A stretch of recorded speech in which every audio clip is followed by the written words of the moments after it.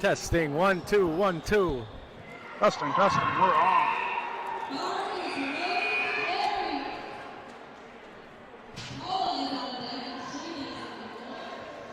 Good afternoon and welcome to the 2024 Manitoba Powerlifting Association Total Fortification Session 2. Live with Matt Bowen and Andrew Langelar. Yes, we are here still. If you tuned in for the morning session, welcome back. If you're just joining us, welcome.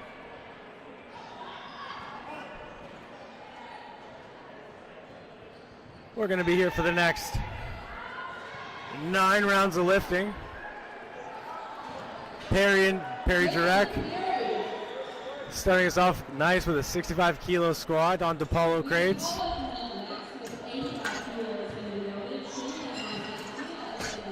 Bailey's on the mic over there. We're on the mics over here. Absolutely. I'm with you till probably about 4:45. So you'll do squats maybe. Hopefully we'll get through squats, and then I'll be on my way, but you'll be left with the lovely Matt Bowen. I'll find a sub for you. Just need to fix the camera angle. Welcome, everybody. Feel free to blow up the chat. Happy to have everybody here.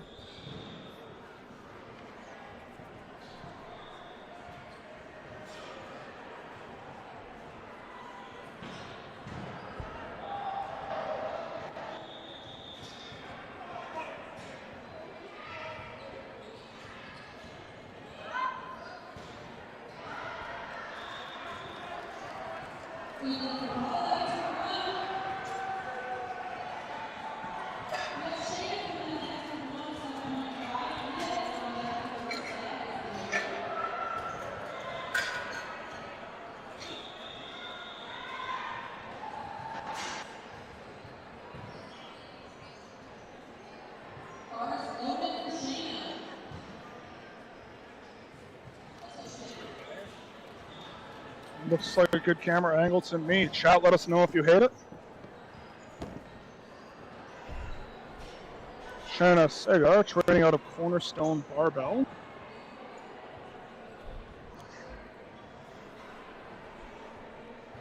We learned in the first session that about 50% of all the athletes here today are from Cornerstone Barbell. One of our sponsors. Shannon with the green singlet and black and red sleeves. A little bit of Christmas theme going on there. I wonder if that was intentional. Possibly. Reminds me of the Irish uniform. Absolutely.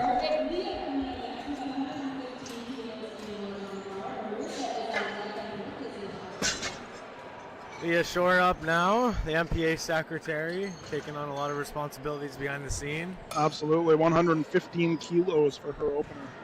Also a international level athlete, having gone to the Commonwealth Games. All this as a junior. Wow.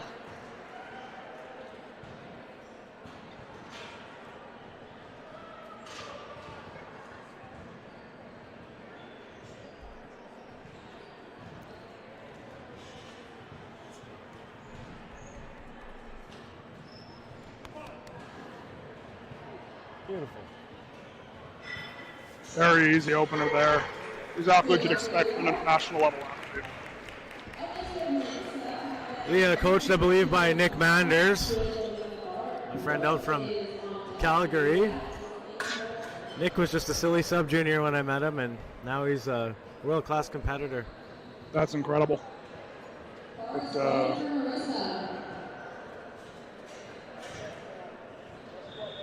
All right. Where's the freeze in? What do you think about having the logos on the bottom left? Switch it up. You know what? I like it. It's a nice change up. Keeps everyone's eyes in the same spot. Put the lower third in the middle. Mm-hmm. Our reference working? I believe this is her first meet. I guess we should look at our handy-dandy information we have sheets. quite a bit of information. Oh, David's voice is already gone. 3 white lights. Lights are working. Textbook. Very good. Textbook.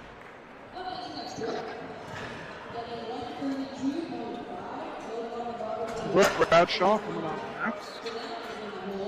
She had a really good squat. I know she didn't have the performance she wanted at Nationals, but she's looking to come back here. I know she's had a busy fall with her She started her physiotherapy courses. So very, very busy. I'm not sure how it's affected her training, but based on this opener, it looks like she's only gotten stronger.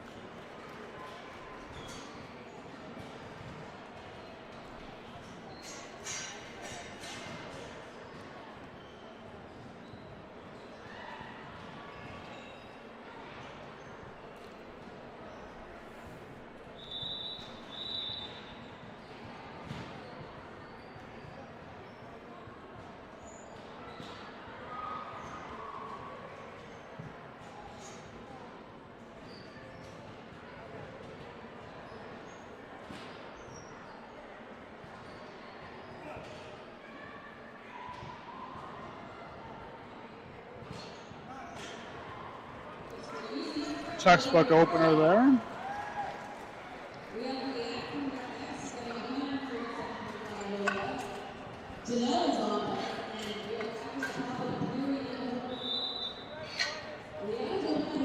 Liat Schultz, as we mentioned earlier, the youngest meet director in Manitoba history, running the University of Manitoba Powerlifting Classic, hoping that the university liked that enough that we'll get it running again next year.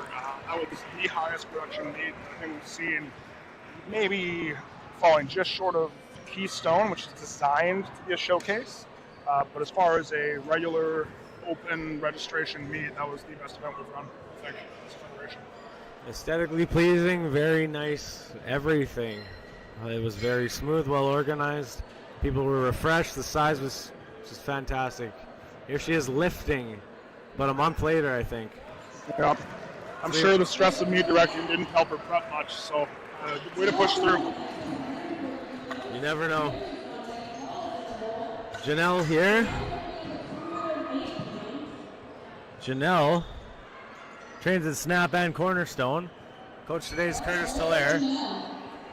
Her powerlifting career highlight is Worlds was fun, but I sucked. Well, being at Worlds means you automatically do not suck by default, Janelle, so don't be so hard on yourself there. Interestingly enough, her favorite lifter is Marissa. Marissa's favorite lifter is Janelle. You know, the two, was it Wyatt and Morris this morning? They could have learned a thing or two about being receptive.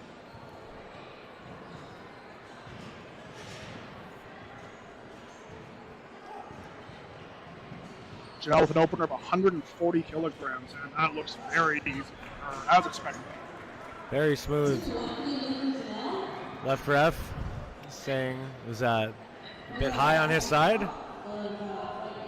Jarrell being a little bit harsh in his judging here. I can't comment on the quality of referees, but Jarrell Marasegan is the best referee MPA has. I didn't say that out loud. Absolutely, you did not say that, no. I've always believed it to be true. He always looks like he's asleep, but he always has the best calls of everybody. Yeah, you know what? Looking attentive and being attentive are two very different things. Sleepy Jarrell is sharp.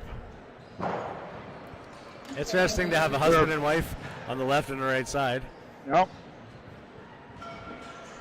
We are back to the top of the order now here for squat number 2, 70 kilograms for Harry Jarek, a female Masters 2 athlete.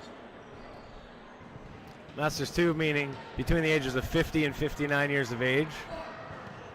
It's a growing class that we've seen, which I really like to see. I think that that's an age range which can greatly benefit from strength gains, powerlifting. So it's nice to see so many Masters 2s getting involved. Absolutely. And that was a good lift.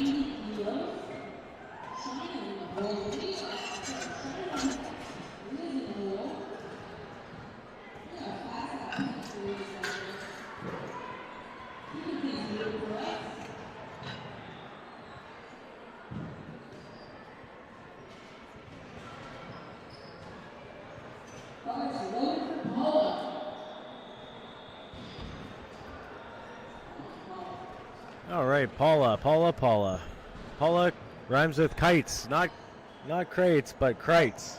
Krites. She even says, I asked for the pronunciation because we never Krites. know. Rhymes with kites. She's from Bennett Breweries and Gym, aka her garage. Coached by Mercedes Weinberg, and her goal today is to PR everything. That is everything.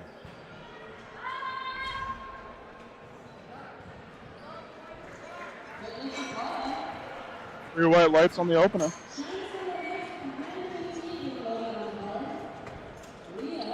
China going to 115 kilograms. Did she not fill out our form? She told me she filled out our form. Unfortunately, she didn't. Oh. Your trust issues have been triggered again. I hope that she regrets not filling out her form for the rest of her days. All right, Shayna, back in green. Christmas. Andrew, there's just 11 days until Christmas. Why would you do that to me? My tree's not up. We bought Aspen a 2-foot tall white tree. Oh, so she can play with it and decorate, and we don't have to set up a real one. There you go, and she can destroy it, and you don't feel too sad about it. It doesn't matter. It was $19. Perfect. That's a win. That's your parenting hack of the hour. You never know what you're gonna learn.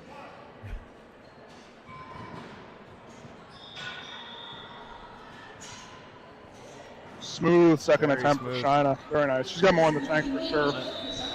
Another lifter who started off as a beginner junior, and even as a junior turned into I don't know how many meets she's done, but it's got to be 4 or 5 or 6, something, a handful. Still a junior, still somewhat experienced. Yeah. Our junior class is pretty deep here in Manitoba. We do have a very strong, very deep junior class. It's impressive to see. Leah Shore again coming back up. 122.5 for her second attempt. One of our international competitors. We have four up there on the platform right now for volunteers. 5 actually. Someone's hiding, I think. Craig Roberts. Oh, Craig yes. Roberts. So He's two of hiding the guys- behind Stevenson. So Nathan and Daniel have both done both sessions. up Very here nice today. second attempt. She's happy with that. Leah's happy, Moved as planned. I believe. confident. So I'm curious to see what she comes out with for her third attempt. It's always nice when your meet plan comes together. I know from the outside perspective it might just look like lifters are putting numbers, but most of them have a chart indicating what they want to hit on which attempts. So when they hit their number, it's always happy. It's a happy moment.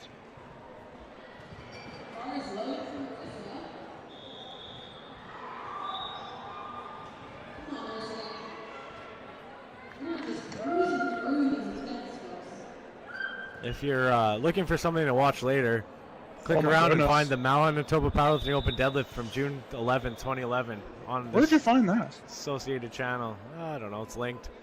Wow. Marissa Friesen, 132.5, that's 292 pounds. She's been training for 3 months, her form says.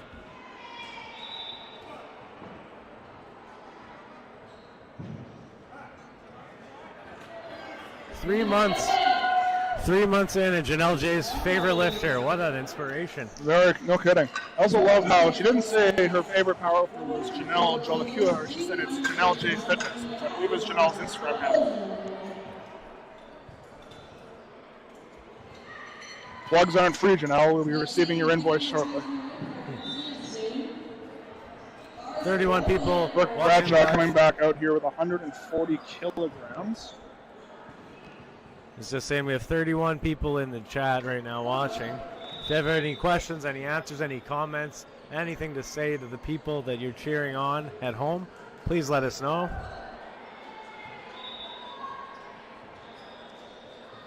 Brooke from Brandon, trained at Peak Performance in the past. I went to school in Brandon University, 4 years. Yep. All to be a commentator on live streams. Could it get any better? I don't think it could, no. I really think this is the pinnacle of life. By Peak Performance.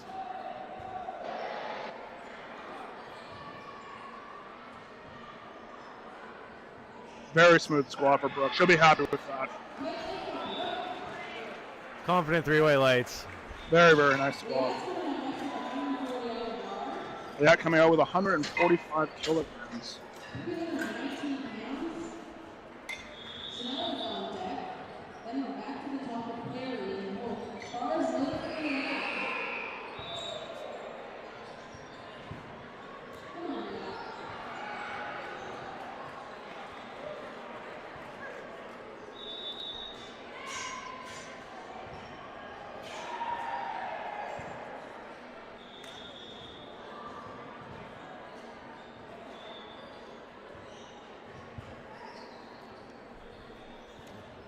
Leah Schultz here. She's taking over the media coordinator role for the MPA. Be our branding specialist. Mm-hmm. Her coach is... J Dubs is very excited to see her. Got a comment in the chat. Oh, very good. Thank you, J Dubs. Thank you for making us feel like we're not just speaking to the void. Janelle once did 1,000 pounds total. I don't think that's unreasonable. 1,000 pounds is the total that the middle to heavyweight male tends to get. We're not a mid-range weight female. It's elite. It's excellent. She's starting out at 87 GL points. She may hit 100 today if all goes well. Yeah, it is absolutely mind-blowing to think, though, that total gives you so many squats.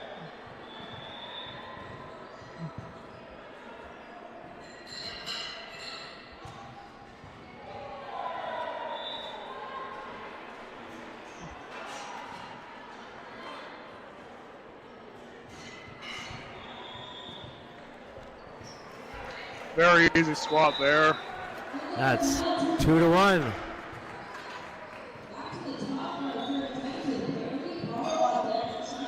One red light for depth. Yeah, it's insufficient depth on the one side. Interesting on the first. I believe that Jarrell gave her insufficient depth on her opener, and then Thea gave her insufficient depth. So perhaps she's shifting side to side? Yeah, we'll have to hope that they don't team up and both give her a red from the third. Perry Dreck here, our M2 lifter. 75 kilograms, a red plate on either side. The red plates are always special milestones. Perry is from Morris, Manitoba. Her favorite powerlifter is the woman to our left, Galen Breeze. She's an inspiration to ladies who maybe think it's too late, letting us know that it's never too late. Absolutely true. Galen is getting orientated on how to be a jury member today by Susan Haywood, our Cat 1 international ref. It's a good looking squat. And Perry. she has 3 white lights. Very nice. We're now on to third attempts here, so this is where you might start to see people really struggle, grind through, and you might see some fails. Our spotter loader team is quite experienced, so I'm anticipating that we won't have any issues with anyone needing an assistance back into the rack. Yes. Now, So Paula Kreitz. Paula here has gone 2 for 2. She's looking to PR everything, so hopefully she'll stick to that goal. And the volleyball crowd is very excited for Paula. For those at home, you may have missed it in the first session, but there is an active volleyball tournament going on the other side of this gymnasium. The entire rest, I think there's 4 other courts that are occupied by volleyball. The buzzers, the screams, the whistles, as much as we'd like to take credit for it, it may be, in fact, due to the volleyball tournament. It might be. Oh, and a great spot from Paula. Will she get her lights? Excellent. Only 1 red. Very okay. nice. Sleepy Jarrell with the red. Manitoba's best referee, according to Matthew Bowen. I did not say that, but I did mean it. I see. Understood. So your words were misinterpreted. And we need to get him a national ref test so he can become elite. Yes. You must go to Worlds as a referee. Do you remember when we used to be Apex Elite? I do. I still the hoodie from that. Apex Elite. Back in the day. Henry's now in Nunavut. Apex Elite. He lives in Iqaluit. He tried to get us to move to Baker Lake, where he's become Apex Elite up north. Yes. Or I should say Rankin Inlet. Shayna, she's up for her third 2 for 2. Very smooth to this point. 120 kilograms. Really getting herself set up into that bar.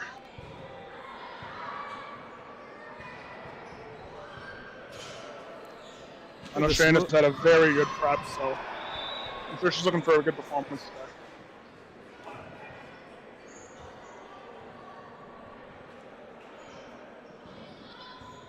Very comfortable, very good squat, and she's happy about that. Very happy. I believe she's chasing her national qualifying total here, so that puts her in a good spot to start, absolutely. Leah Shore coming out again with 130 kilograms on the bar. She's currently 2 for 2, and she's taking a 7.5 kilogram jump. which, based on the last squat, I think should be there just fine. Very impressive. Lee is quickly ascending to be one of the MPA greats in the junior division. Absolutely. Maybe she'll get drug tested today. Potentially. We have a drug tester in-house for the first time in 5 years, 4 years, long time. They came in 2021. Yes. Before that, the last unpaid test was 2017 or 2016. 2017 Brookhouse CCS Power is here. Challenge, This is a drug-tested federation. And she's happy. And Leah. Very, very good squat. 3 white lights.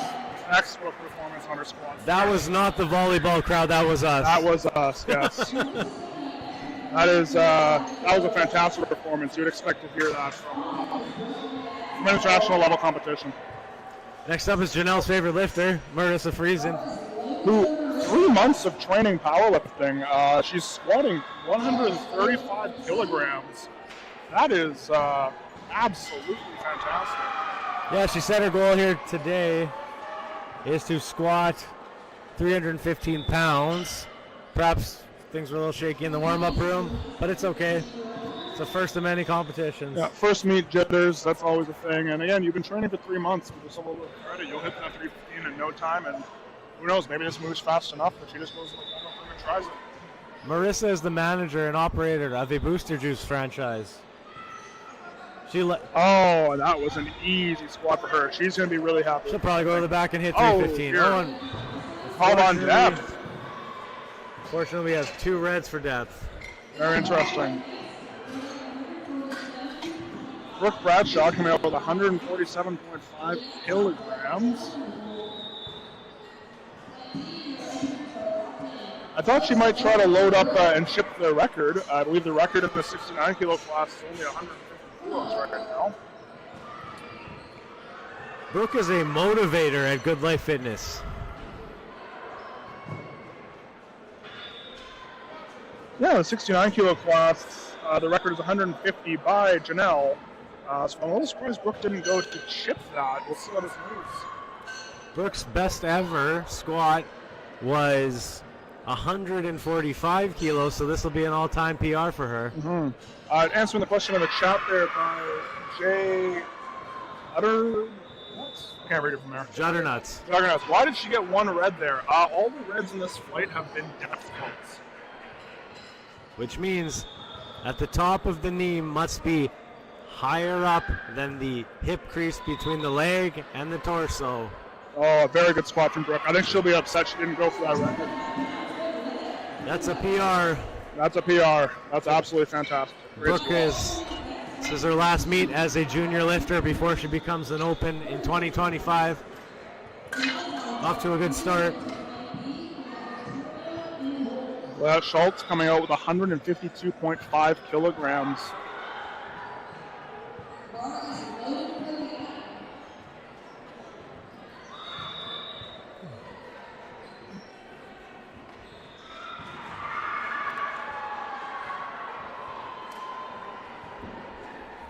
I know Liat had a fantastic prep, so she's really looking to put a good number up here, and so far so good.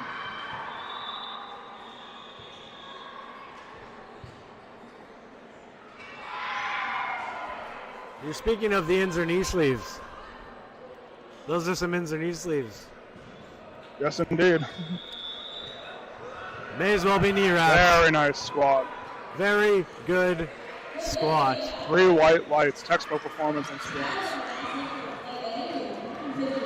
I don't think we missed a squat yet. I'm going to check our scoreboard.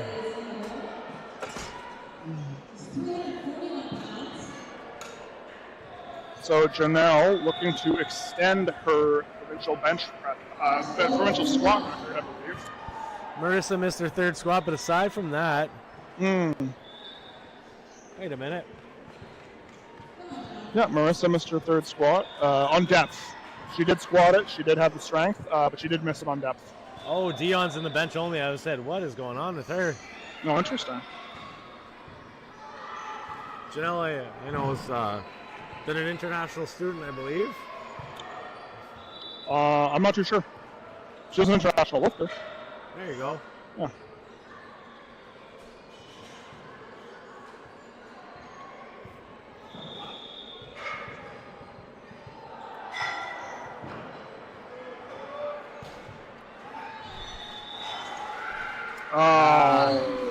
red lights on depth.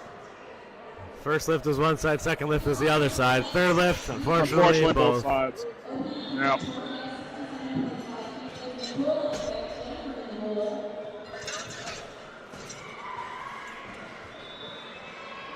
Curtis Hilaire passionately trying to get it overturned, but to no avail. Curtis Hilaire in his 300th meet, still questioning what a red light is. Yes, yes.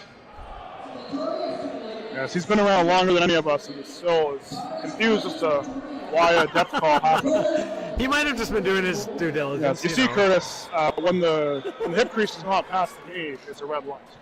All right, we're already on flight B. Oh my goodness. Oh my goodness, this is flying. Morning session wishes it was this speedy. No kidding. Morning session's very jealous. Victoria here, 67.5.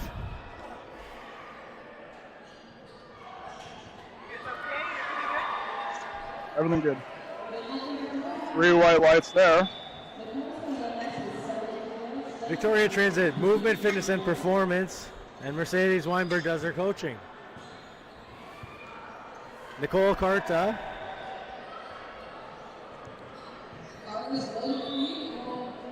Mercedes, actually the partner of Curtis Hilaire. Maybe we can get her to teach him what a red light is.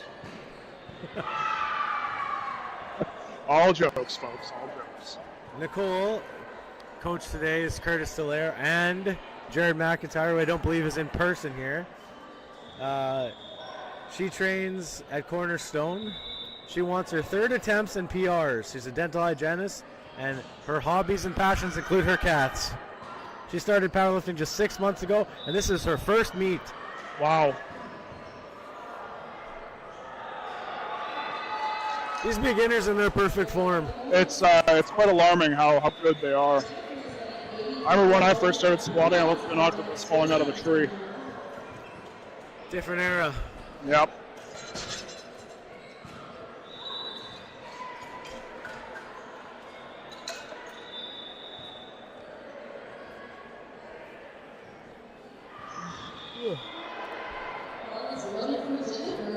All right, Jennifer Olsen here.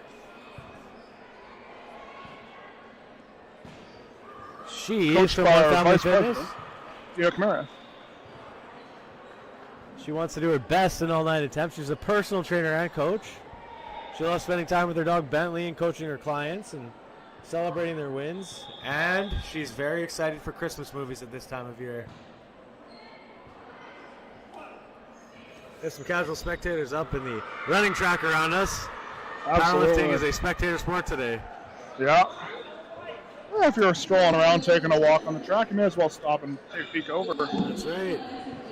You can actually see that guy's bright shoes up in the top of your screen there. Those are quite vibrant. Very, very. The beacons are lit.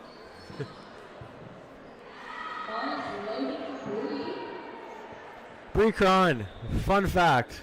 Bree was a rehab assistant at my work at Selkirk Mental Health Center. She helped in the OT department. And one time she put an Instagram video up of her squatting. It was high, it wasn't great, but I said, you should try powerlifting. This was like 3 or 4 years ago. This was COVID. Oh, wow. I peer pressured her all the time. Eventually she said, when's the next meet? Who's a good coach? I said, here's some options. I like Curtis for you. He's very concrete, very to the point. He'll tell you what to do and you'll do well. She's been with him ever since, and this is her 2nd meet. Oh. Peer pressure works, Andrew. That's the lesson. Peer pressure does work. Use it wisely for only good causes. Say no to drugs. Especially with this meet because Joe's in here. True story.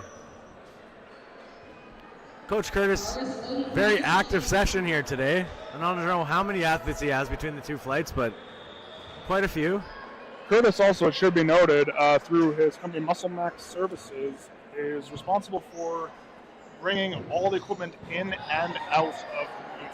So he's doing a double duty. Wow. Jillian Jones, none. She doesn't have a nickname. She goes by Jillian. She's from Ashern, Manitoba. Not sure the last time we had an Ashern athlete. Very color coordinated and 3 white lights. Craig Roberts running over. 107.4 probably means to be a 5. presenting the chip plates to the head judge to make sure that they are in fact chip plates. 107.4. If I say it loud enough, someone will hear. There we go, 107.5. Someone, you were sufficiently loud. There we go. You did just blow out Janelle's TV, I'm sure. Congratulations.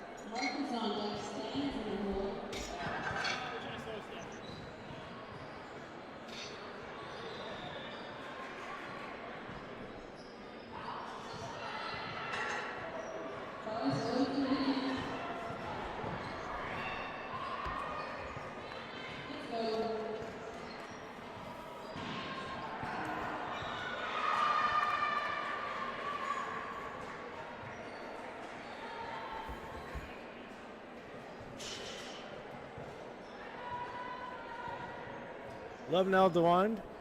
Some great replies here in our survey. We'll run through them all as we go. She's a world traveler. She's from Toronto, and when she's there, she trains at Altea. Her coach is Chris Fudge. Is who? Chris Fudge of, I think, Ottawa. Oh, interesting. Possibly Toronto or one of those. If you're a world traveler, what are you doing in Winnipeg? You have to see the highs and the lows of the world. I suppose so, yes. She just decided she had to see winter. Winnipeg has really ascended in the international travel catalog. I think we're just stuck in our ways. That's true, yes. I don't think we want people to come here. We want to keep it all to ourselves. Yes, please think Winnipeg is terrible. Do not move here. It's awful. Mark Perot here. Mark taking a squat. Oh, you nailed the pronunciation.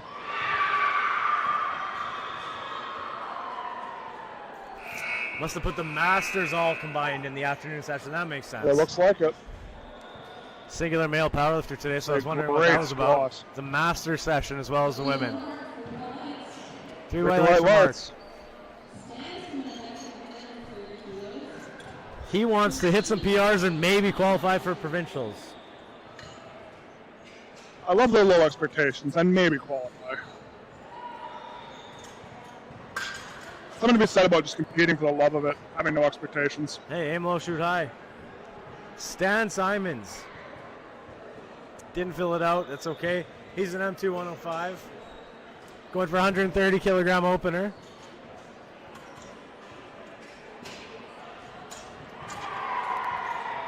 Have you tried your 7-Up Zero Sugar Grapefruit yet? I have not opened one yet. Should we try it together? I think we should shotgun it. I'm a little out of practice on my Cheers. shotgunning. Cheers, sir.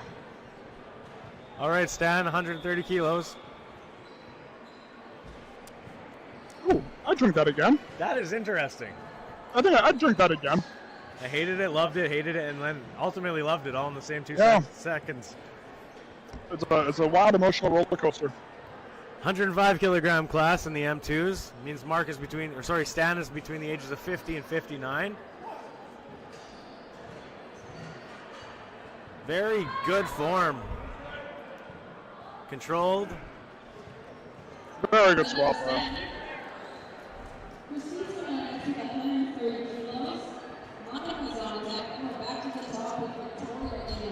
Long discussed, one of the best things about powerlifting is that there is no age limit. Absolutely. Compared to some athletes and people at this table, Stan is a very young person. Absolutely, yeah. To our left, we have an M3 and an M4 lifter. Absolutely, yeah. That's an experienced jury over there. Christine Palapuz, one of Manitoba's best lifters. Cousin and sister of Jason and Christian Palapuz. A 130 kilogram opener at 57 kilos. That is pretty nutty.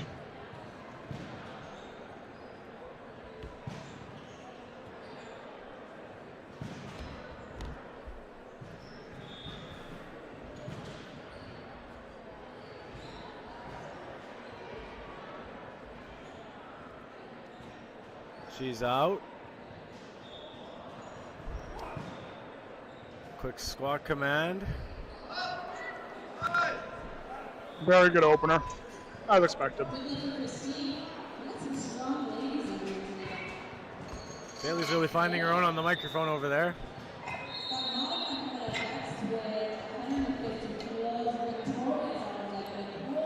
Bailey was going to be our volunteer coordinator at Westerns.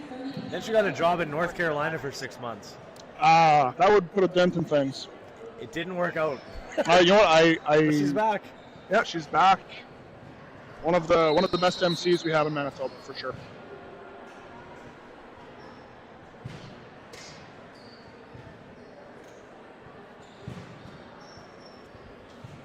The Alico racks from 2020 order had a warranty claim to replace the in and out bolts that you pull. Oh yeah. They jammed up in Westerns. It was a hammer system we used to get them out. Literally using a wire brush with a hammer. Wow. To unlodge it. It's too tight. So that Nathan could squat. Horrible. The warranty, it worked. Well, that's good. I'm glad that was repaired. Those racks aren't cheap. No. Monica also one of the top lifters. Holy crap, she's got a 93 predicted GL point off the hop. First squat. On her openers, yeah. Wow. That's better than the boys. She is that good, though.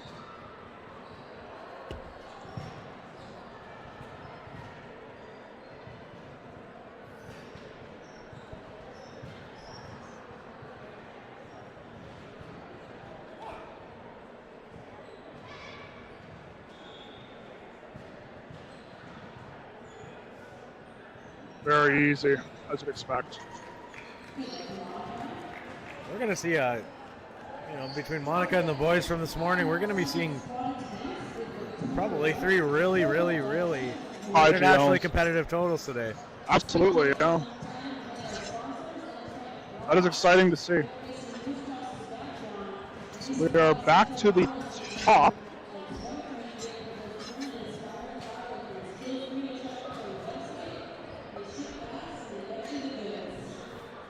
Bailey just doing a promotion for Inner Strength Products, one of the premier sponsors. Notice, unfortunately, they didn't make it into our revolving logo in the first session. The AI format didn't work, but we're making up for it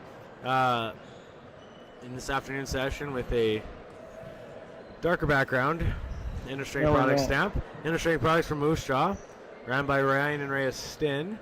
They're our meet directors for the 2024 Nationals. They were directors for the 2023 Westerns. They're the owners of Inner Strength Products and SPD Canada. And the makers of our program here today, simplemeat.plmeat.com. Good people. Excellent powerlifters. Ray is one of the all-time greats. Can't say enough good things about Inner Strength Products. Yeah, no, really and truly. I don't think you'd find many people who'd argue if you said they'd given the most to Canadian strength sports over the years.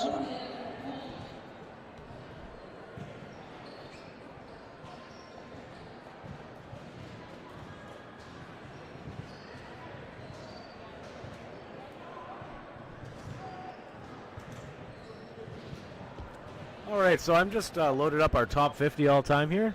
Monica currently is the second best GL ever. Haley Kostanuik did 101 GL points at CPU Nationals 2018. It's not unreasonable to think Monica could break that today. Her best ever is 98.86. The fact that Haley's has stood since 2018 is just a testament to how dominant she was. And that was an era before GL points existed. This has just Absolutely. been converted. She's just that strong. Nicole Carta.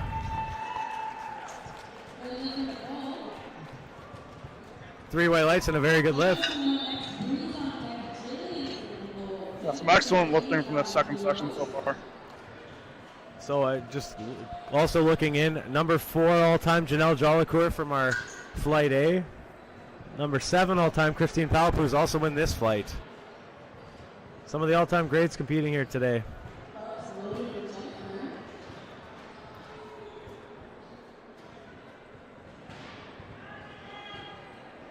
Jennifer Olson taking 85 kilos in the 57 open class.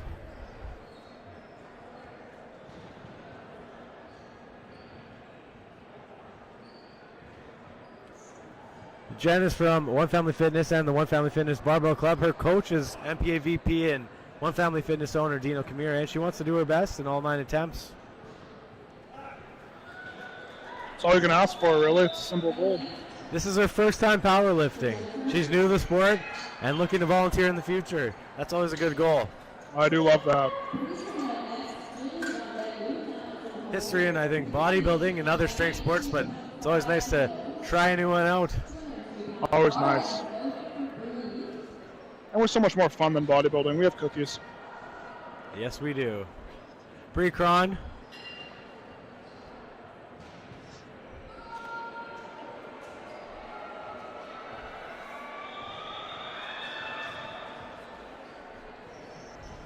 Very impressed with how far she's come. Talked a bit about her on her first attempt, but known Bree for a while, and seeing her go from a casual gym goer squatting high with bouncy bench press and shapes to a really proficient powerlifter has been something nice to watch. Absolutely, yeah. It's always fun when you get to watch the progression from day one moving forward.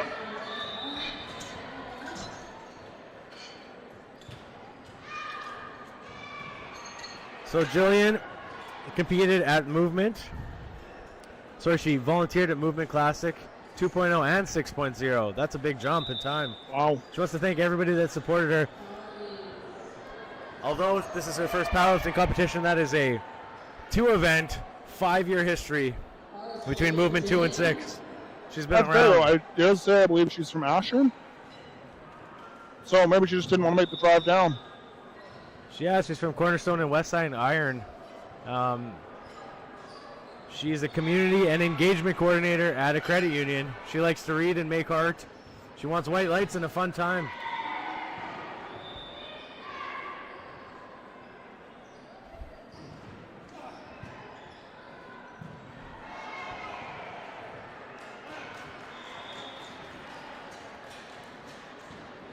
Your white lights.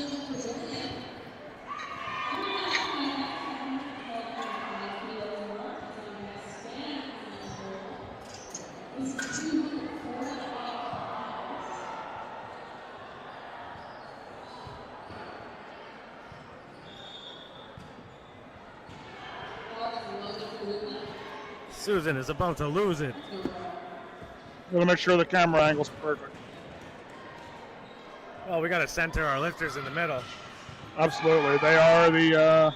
I've been running 2 live streams, one and a third live streams. Andrew, I'm an expert. Pretty much, I think this is the place. you have earned your level of expertise. Lubnar World Traveler here. She started competing in 2019. This is her 12th competition. Again, she's a traveling solo mom, running her own business, and it's very difficult to maintain the sport. However, with her stopping in Winnipeg, she's proving once again that she can make a will with a way, and a way with a will. A will with a will? A way with a way. Yes. She switched to the 57 class after being in 52s for quite some time, and she's since then enjoyed that, hitting 5 kilogram PRs. She wants to make it to Nationals 2025, doing a 15 kg PR today. Well, I am always a huge fan of people going up a weight class. Yes, and you know what? Going up a class of province as well, going from Ontario. Absolutely, yes. Yes, leaving those. She's automatically better than Ben Langley because he decided to go from us to the OPA, and now she has chosen the superior federation. It's called Ascension. Yes. Mark Perot here. Very nice squat from him. He's got more in the tank, absolutely. This is his second competition, first being the One Family meet. He's just grateful to be able to compete at 44 years of age.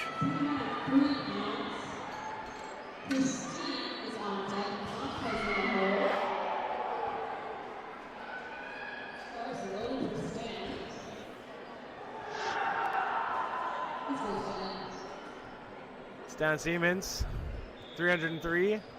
Getting a 300-pound squat in competition's a big one. Mm-hmm. Beltless, no less.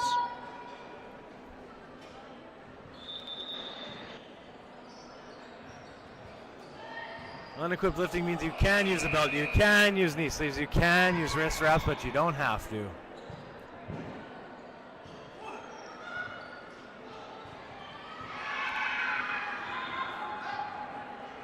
Very nice looking squat. And 3 white lights. Oh, 2 white lights. That is a good lift, though. Now, so that might be another example of a lifter who might shift to one side. Yeah. Again, we talked about that in the morning, but oftentimes you get people that are very upset that a ref might have called them a red light because they look good from their angle. But there are 2 angles, and not everybody goes down exactly even. No, that's exactly it. You have a slightly different length, like, or, a femur, maybe someone. There's a lot of different factors to this, and sometimes it's just what the refs saw at that time. And I mean, at the end of the day, refs are human beings. They make mistakes, or they see something. That's just how it is, and you gotta take it on the chin and be better next time. Really. Absolutely. Now, Christine's best squat in the past, according to the all-time record books here, we have her best total was 140 in the squat. So she's at 137.5 on her second, looking to best that today.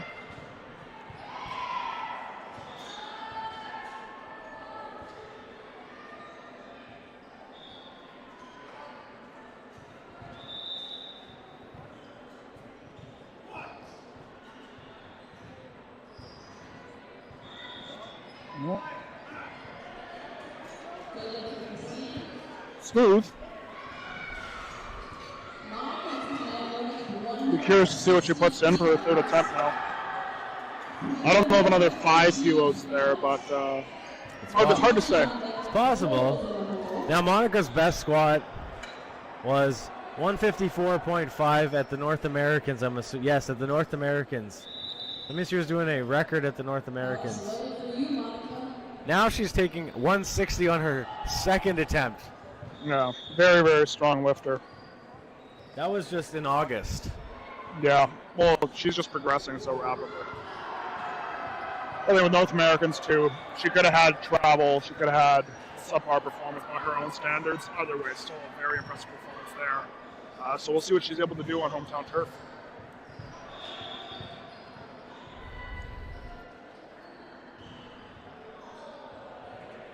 Monica, very stoic under the bar.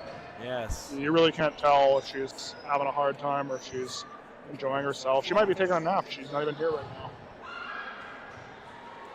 Focused in the moment. Yeah, very controlled on the way down. Very smooth squat. Hard to read. 1 red light, but 2 to 1, good lift. So that. But she did crack a smile on the way off the platform, so she is happy with that. One would assume that's a provincial record. One would assume. I can take a look here. If she chipped it at North Americans. Let's see here.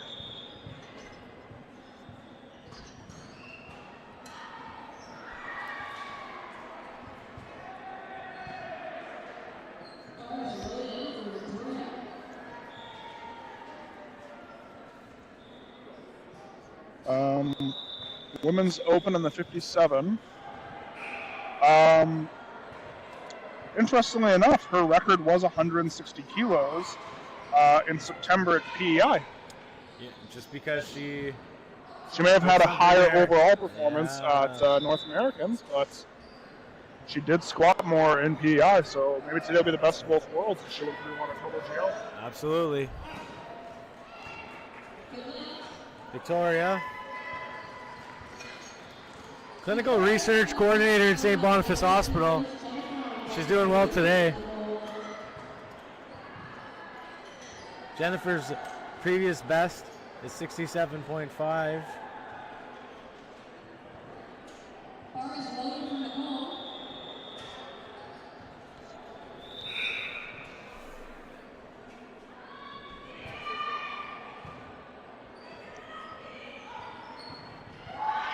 Sorry, that's Victoria's best ever, 67.5. She smoked that on her opener and got 75 for a third.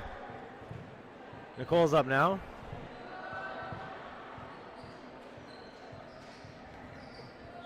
Yeah, Nicole with 80 kilograms.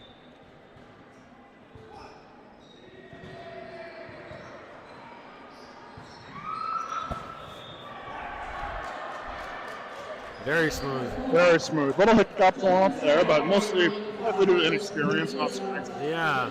Well, and Nicole's coached by Jared McIntyre. I'm assuming by distance. Interestingly enough, I believe, well, I can look. Right on his way out of the province.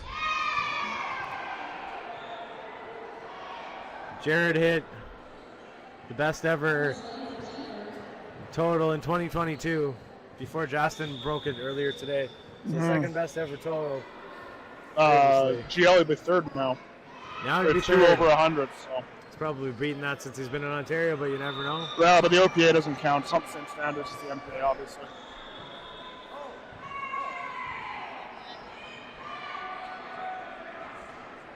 Michael.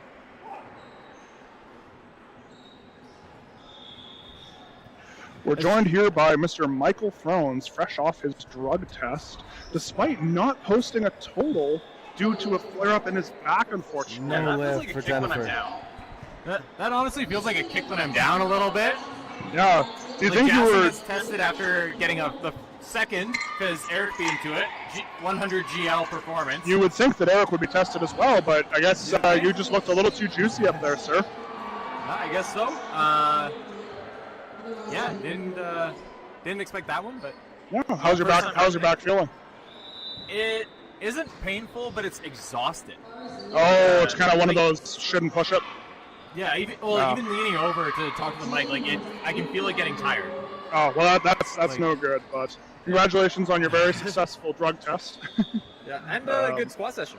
Yes, you're no longer a poverty squatter. You're up to a Working class. squat. Yes, well, we'll get you up to business class eventually, but it's very, very promising to see you come back at 25 once that back's healed up fully.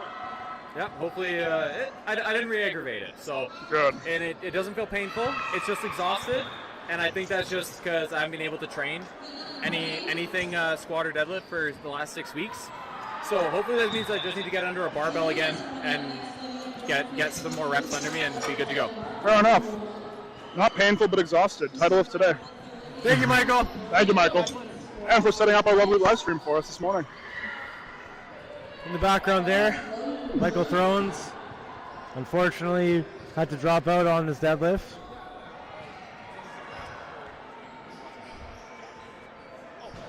Jen Olsen, unfortunately, had a no lift. Bree Cron got a good lift, going 97.5 for third. Jillian Jones here at 115.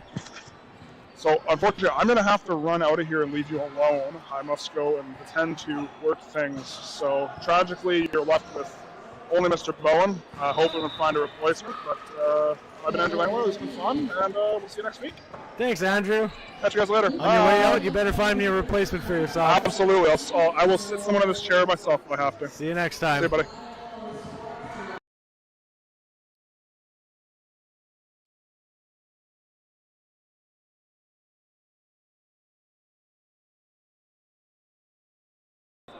Testing, and we're back. My co-host Andrew Langler unfortunately had to exit, but we'll see if we can't find a substitute. That said, we're almost done the squats. We have 5 to go. Yeah, our traveling mom, Lubnal Luan. She must be an OPA athlete based on being from Toronto and doing a bunch of OPA meets. But like we had said, she's on her way to do 340 kilos today. And if she can complete that, she can go to CPU Nationals 2025. Well on her way to doing so. 3 for 3. We have one lifter who missed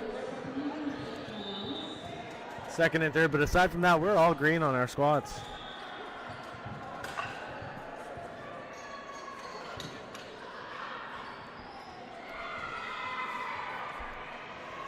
Mark Pro here. 140 kilos. He's over the 300-pound mark, which is a big mental barrier for some lifters. See how he does. He was under that mark for his second. Mark hitting the mark. M1 means he's between the ages of 40 and 49 years old. The session's featuring all female athletes, equipped bench only, and all masters. 3 white lights.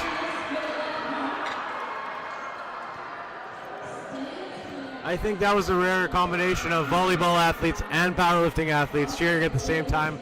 What excitement. Stan is coming up now. 142.5 kilos, that 315-pound benchmark for the squat.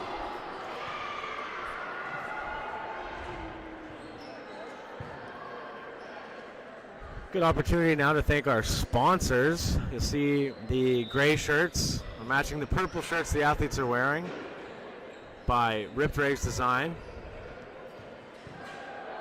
Local brand by Kyla Kamire and the One Family Fitness family. Stan sporting the meat shirt by athletes. Not sure how the depth looks there. We'll see what the judges say.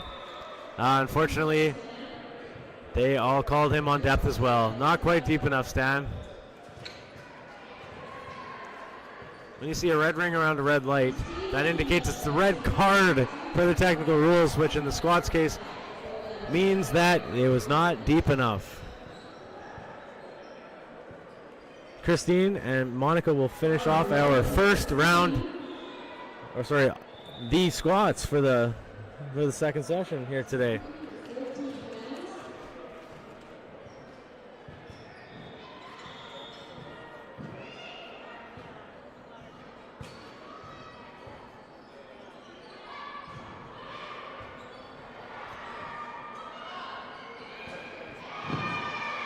Total Christina had made to secure her 7th all-time squat in Manitoba was 140 squat. Not sure if she's beat that since, but she's going to attempt to beat it right now. 142.5 kilos.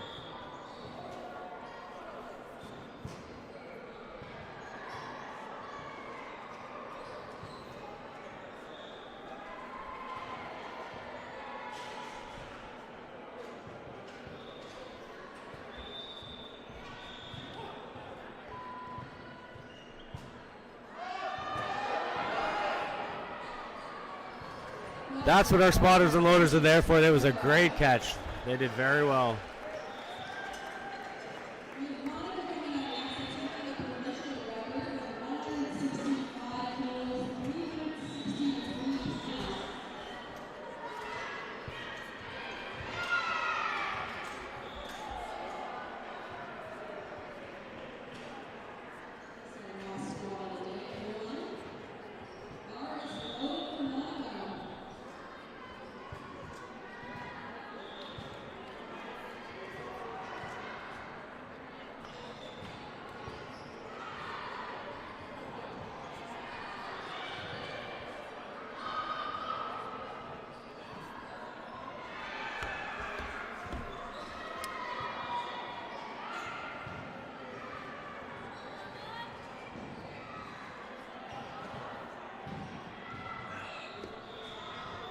Monica looking to make potentially the best performance in Manitoba Powerlifting Association history today.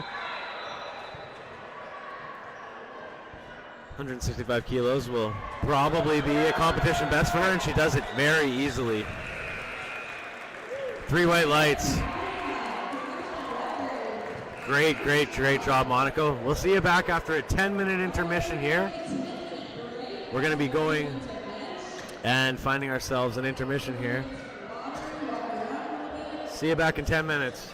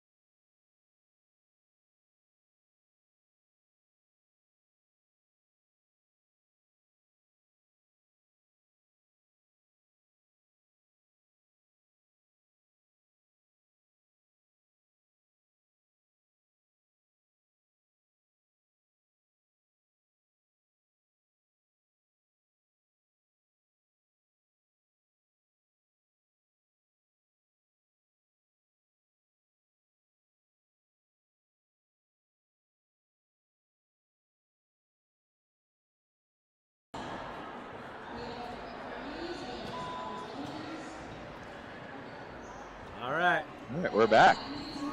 Well, Testing. I'm not back. I'm here for the first time. Who are you, Mike?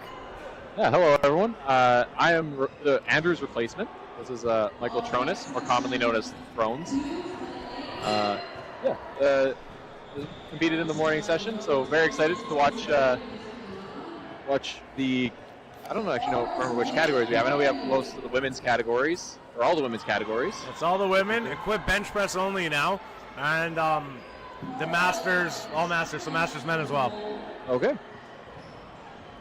Yeah, so we should see some good benches. I know we got lots of very strong open female lifters. Yeah, this one it's a good meet for overall high performances in the men's session, having Justin Manalo and Eric Tangtagoon both getting 100 GL points, first males in Manitoba history. We got Monica Gaillard. Not sure if I said that right. And she is, I think, currently the number 3 all-time on the women's side. Number 2 all-time. So She might be number 1 after today. yeah, I mean, passing Haley would be quite the feat. Yeah, her what's her projected? Pardon? Her projection right now is, let's see. She projected a 97.14 before we even get to deads, man. It could happen today. 2 openers, yeah, for sure. And she's so new to lifting too. Her first meet, I think, was Total Fortification last year. Sounds right. Yeah, sky's the limit for her. I'm also pretty sure she got 3rd at Nationals. Probably. She had some kind of record at NAPFs because she had an off number of 9.5 squat. And then it looks like her best ever squat previously was 160, and she did 165 today. So, So she's still improving every time she shows up. Exactly. So, anyway, that said, we are 2 good lifts into the bench press here. Looks like Dion actually made weight. She was struggling to make weight on her way in here. Oh yeah, I had the opposite issue. Yes, you did. But I you went in made too it. late. But Did you have to eat your way up for a second weigh-in? I chugged water. Okay, but you had to do it twice? Yeah. Oh, no. And Andy wasn't going to let me. He let me count it. Like, all right, I guess we'll take that. Well, you have to sign the paper and accept it, right? All right, so here we have Shayna Sagar. We were saying before Andrew left, Shayna was such a brand new novice, what seemed like yesterday, but now she's done a handful of meets and Yeah. crisp. I think her first meet was 2021. So at this point, with how fast the sport's growing, that's an OG. Yeah, absolutely. Did you know Jordan Smith, this is his 23rd meet? You told us that. 23rd, 3 lift. Oh my 25th, goodness. if you include bench only. Yeah. Stats. He's the most competing lifter in Manitoba history. He's the mode. He's the beast mode.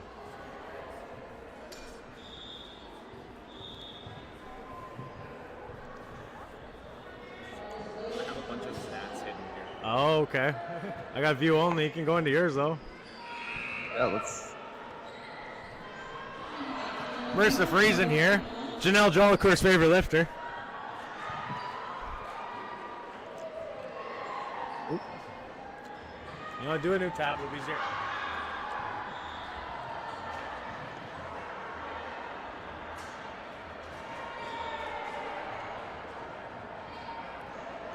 If you want. No lift. Liat's up next, however. She's taking 55. The bench press is the most technically difficult lift of the 3.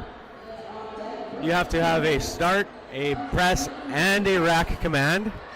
So you already have 3 commands to deal with instead of 1 in the deadlift. You need to have your head, your back, your butt, and your feet all planted on something. They can't lift up. You have to have arms locked out at the start and at the end of the lift. You have to hold a pause on your chest as long as the head referee says you need to. And then after all that, you can't have any up and down movement. You can't heave the bar. You can't give it an extra bounce press. It's supposed to be the easy bro lift, but it's not. It's the most technically difficult of all of them. Yeah, there. 2-1. Should have blue. It should be a matter of downward, upward movement, or it could be a matter of locking out elbows.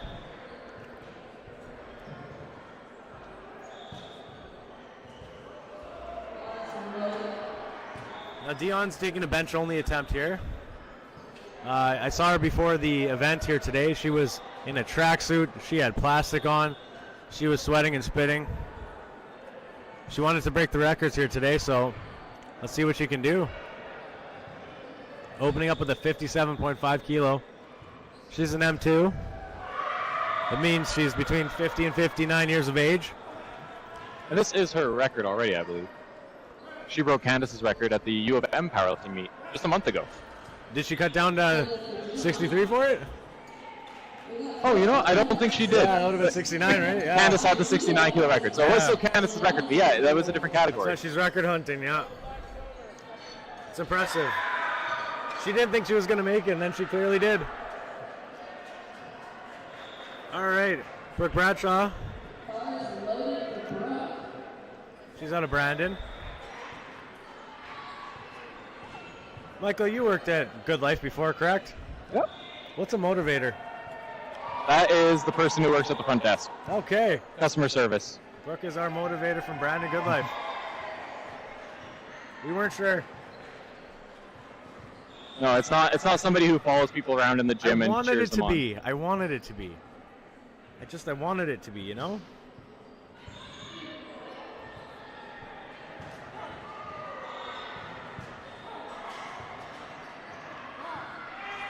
David Hrinko, our chief referee, that voice is going already.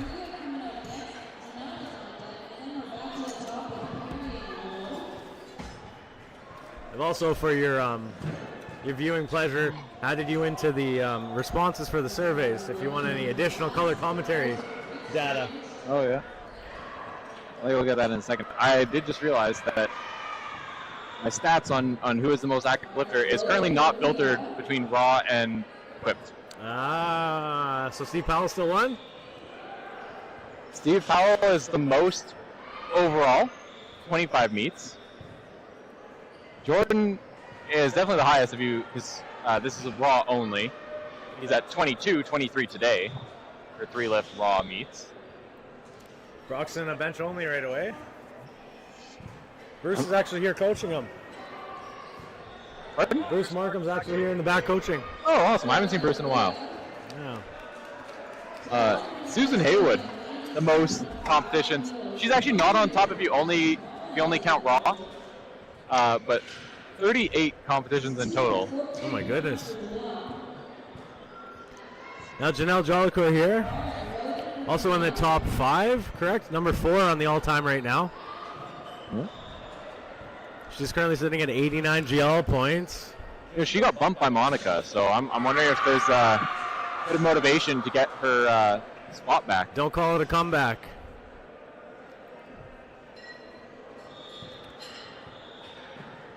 She did just set that, or get that number 4 spot within the last 100 days, or 90 days. Highlighted names are set within the last 3 months.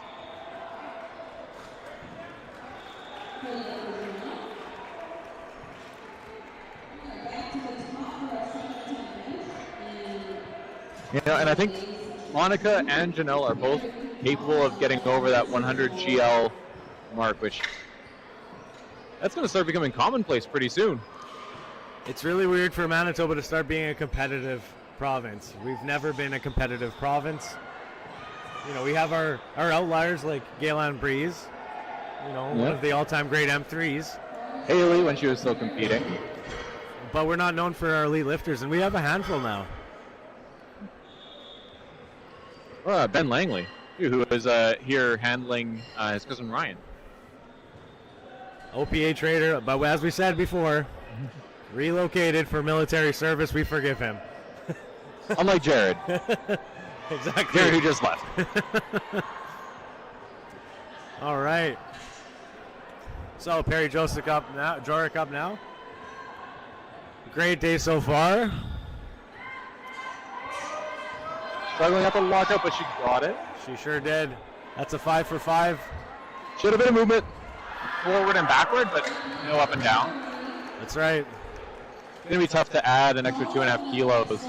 So a lot of these lighter female categories, especially when you get starting into the age categories, and a 2.5 kilo jump becomes a pretty significant percentage of your max. There's an argument out there that it should be a single kilo increment all times, like weightlifting or powerlifting. I like that. It's easier. I'm sure a lot of the female lifters on bench would appreciate that.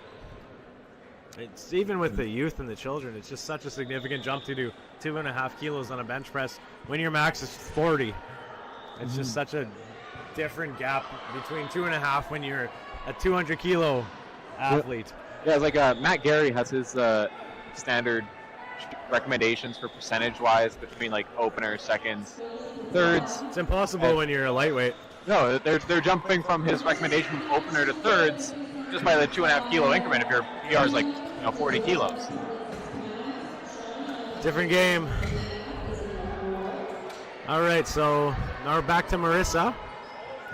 In the additional data, Marissa and Janelle have named each other their favorite athletes, but this is Marissa's third month lifting. So Third month? Third month. Wow. Very impressive.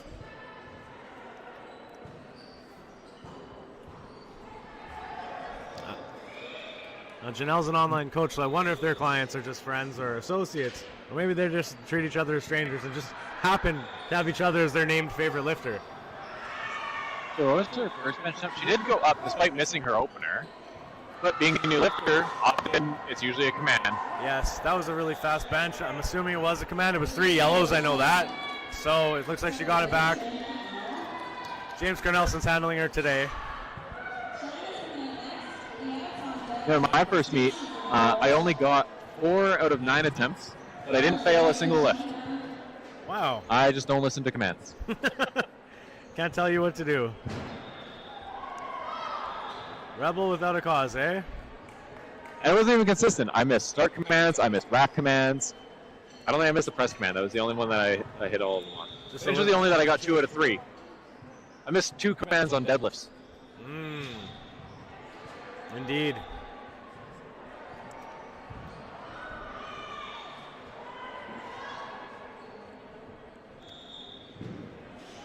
We thank Jeanette for letting us use her laptop. Decent enough processor to handle this live stream today. Shayna, not sure how much she jumped, but that was a solid attempt from Shayna. I thought it was a good call for her second. Like you were saying, she's quickly become sort of a veteran in the game.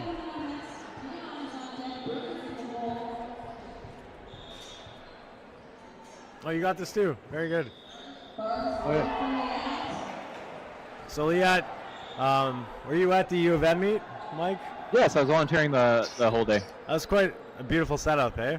It was probably the best run local meet that I've ever been to. Absolutely.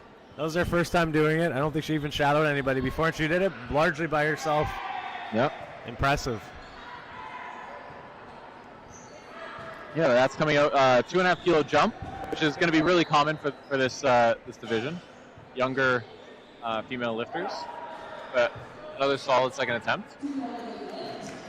She has a history of having elbow joint issues and not being able to lock out, which it appears that our friend referee might be looking at, but it's hard to see that from the side. She's worked on it, I know, but it's something you're born with. Work around your abilities and. And you've seen with Liat, she very good understanding of the new elbow depth rules. She was almost had the bar out in front of her elbow, because when you have your elbows angled back towards the head referee, it gives them the perception that your elbows are lower down on your body. So playing the game, right? It's a sport. Use the best technique you can. And Dion, she holds 5 provincial bench records. Her favorite power lifter is Gaylan Breeze to our left. She's training to be a jury member today. Dion, very solid lift for a second. She's going to take another 2.5 kilo jump after that. Unless she could. We got an accidental red. Thea is correcting herself. She meant to put a white. 3 white lights. Dion wants to shout out her mother who lives in Calgary and who's always watching her when she can. Very sweet. She just so happened to be trying out powerlifting because others in the gym were doing it, and she thought it was fun.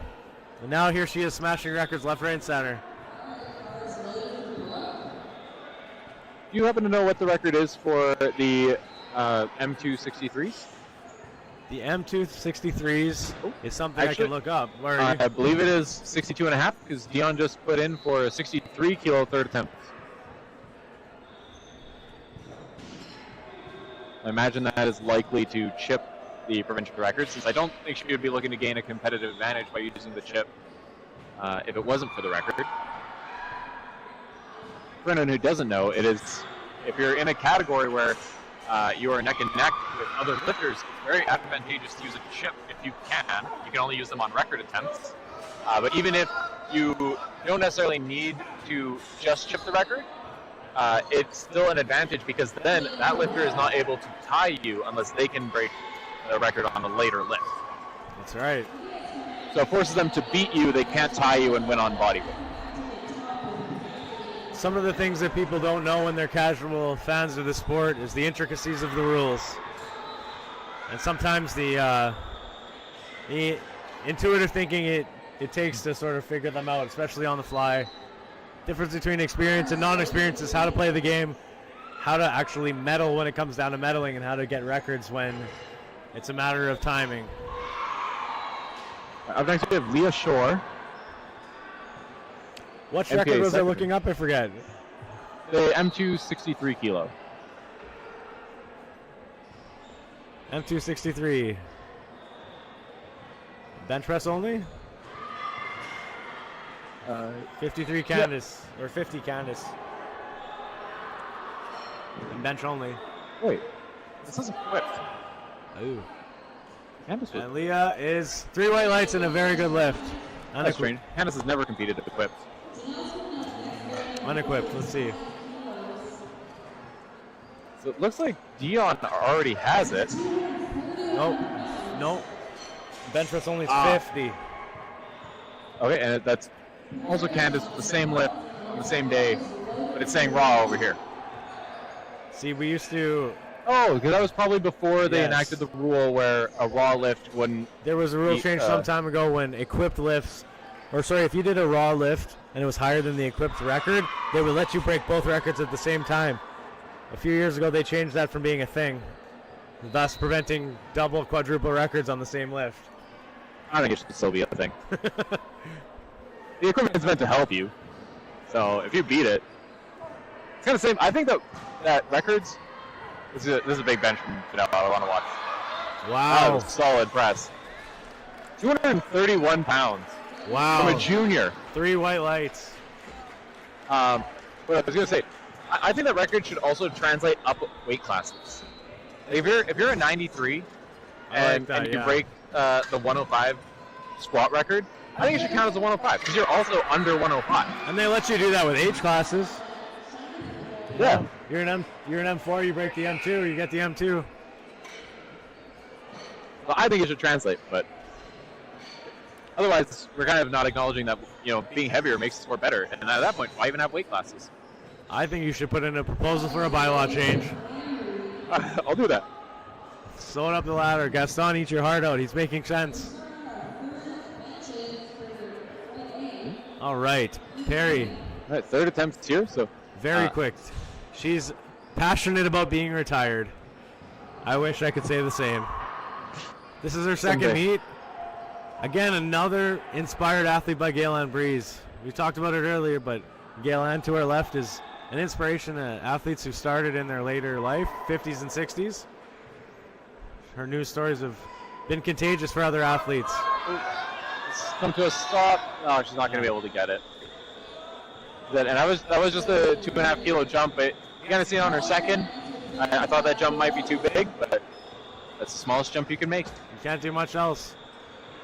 It's one of those things where you shoot for it or you don't attempt. And I think due to that, the size of that automatic increase, we're probably going to see quite a few missed lifts on these thirds. Tends to happen with these categories. But as long as they're getting or performing up to their potential on their second, they're not losing kilos. So they're still putting themselves in a good spot. We had a lot of made second attempts, which is great to see.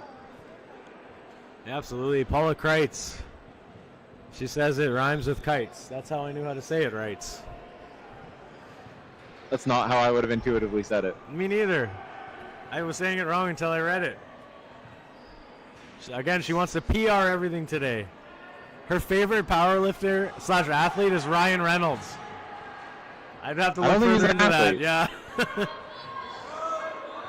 Oh, you know, it came to a stop right off her chest, and she got it going again. Usually, when you see that, they don't have another sticking point. Usually, make it through sticking point, it's going to cruise through to lockout. Usually. Maybe just a technique breakdown, possibly. That's what you get with newer lifters, is some strange things you don't expect to see. Paula would like to shout out Rowan, the rescue mutt, and Gym Dog at the One Family Fitness. Oh, sorry, I take that back. The Garage Gym at Bennett Breweries and Gym is what she calls her garage gym. Shayna doing some really instructive commands for Craig Roberts, our back spotter. The nuances of a bench handoff are quite significant if you place a high value on it. If I had Michael Thrones behind me, I'd probably just accept the handoff. You know, I'm pretty picky about handoffs. One, in the sense that I give the same handoff to everyone no matter what they tell me. The only thing I need to know is when they want it. That's all I need. It's either a count of three or a big breath, usually. Yeah. But my one pet peeve is every time you come out for an attempt, tell the handoff person that you want to hand off, or tell them that you don't. Yep. They have a lot of people to remember. We should just do this. We should make it an automatic thing, have a thumbs up or a thumbs down. Yeah. You get the TC to ask them before, and then the TC gives the thumbs up, you know? Yeah, these ideas you're putting down, that's actually that's a good idea. It's really hard to remember every lifter, especially like local meets where you have a bunch of new lifters, people that you aren't already familiar with. Like, it's easier to remember your friends than a brand new face. I'm writing that down and sending it off to Amanda and Jeanette. Liat, unfortunately, two reds. It's both blue cards. Either not locked out or downward motion for a blue light. Could have been either.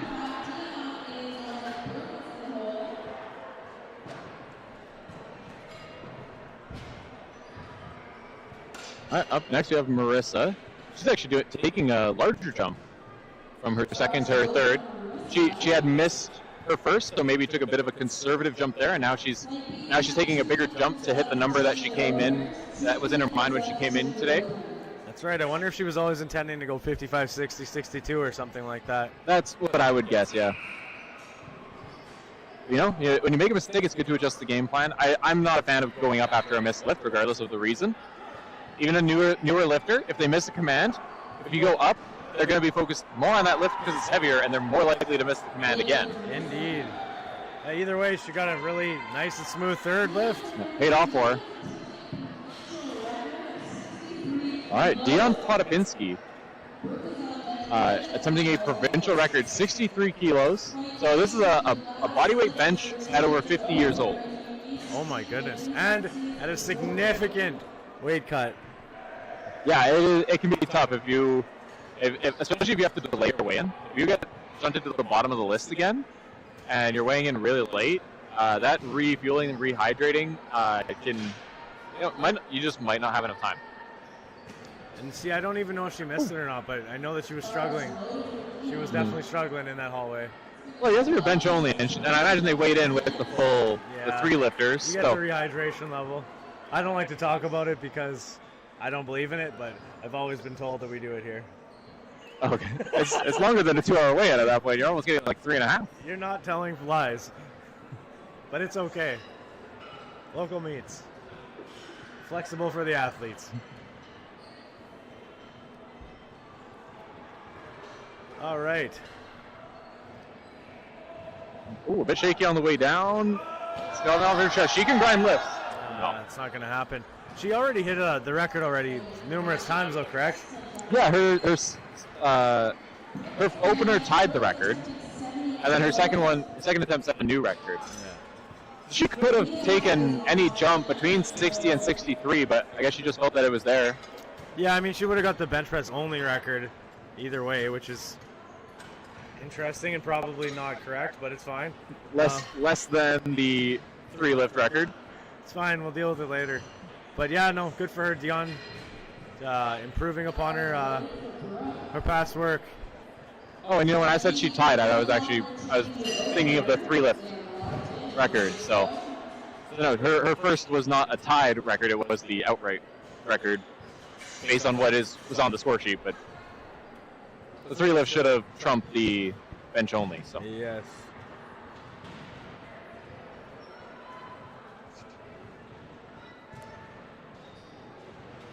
All right, I've now sent off your idea about the thumbs up, thumbs down. I like it. Do you mind going back to the record sheet, actually? You go for it. What do you a want to bit see? too much for Brooke.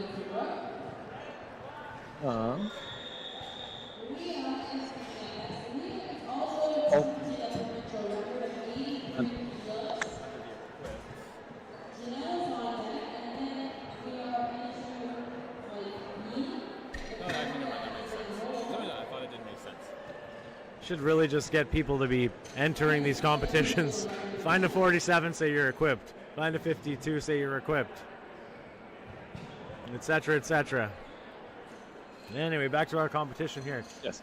Leah's doing a provincial record attempt. A bona fide record too, 83 kilos.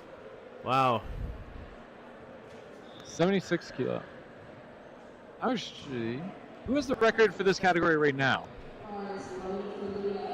It's a junior. What are we in? 76. 16 Sonoma has 82.5. Oh, and she just said it at the U of M powerlifting meet. Back to back to back record breakers here. Let's see what she can do.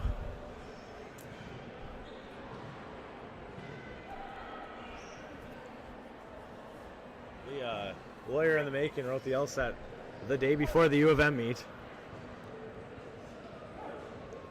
Big bencher. It's not quite there. Younger lifters, that's always where they get stuck. More experienced lifters, you often see the lockout start to become more of an issue. Their sticking point just gets higher and higher. Younger lifters is always that inch or two off the chest. Yeah. Sad times, it's okay. Are we? It was a good attempt. Oh, I thought we were already done the bench. Sadly, we're just on flight A almost. But this has gone so much faster than the morning session, Mike. You were in it? Yep. You didn't understand the leg, but the leg was real. It felt like it took forever. 56 lifters spread out over 2 sessions. It makes sense for the class, but it was a longer session than this one for sure. Well, we kept getting ahead of ourselves in the warm-ups. We kept having to slow down. Usually it's the opposite. Yeah. Janelle taking a small jump here.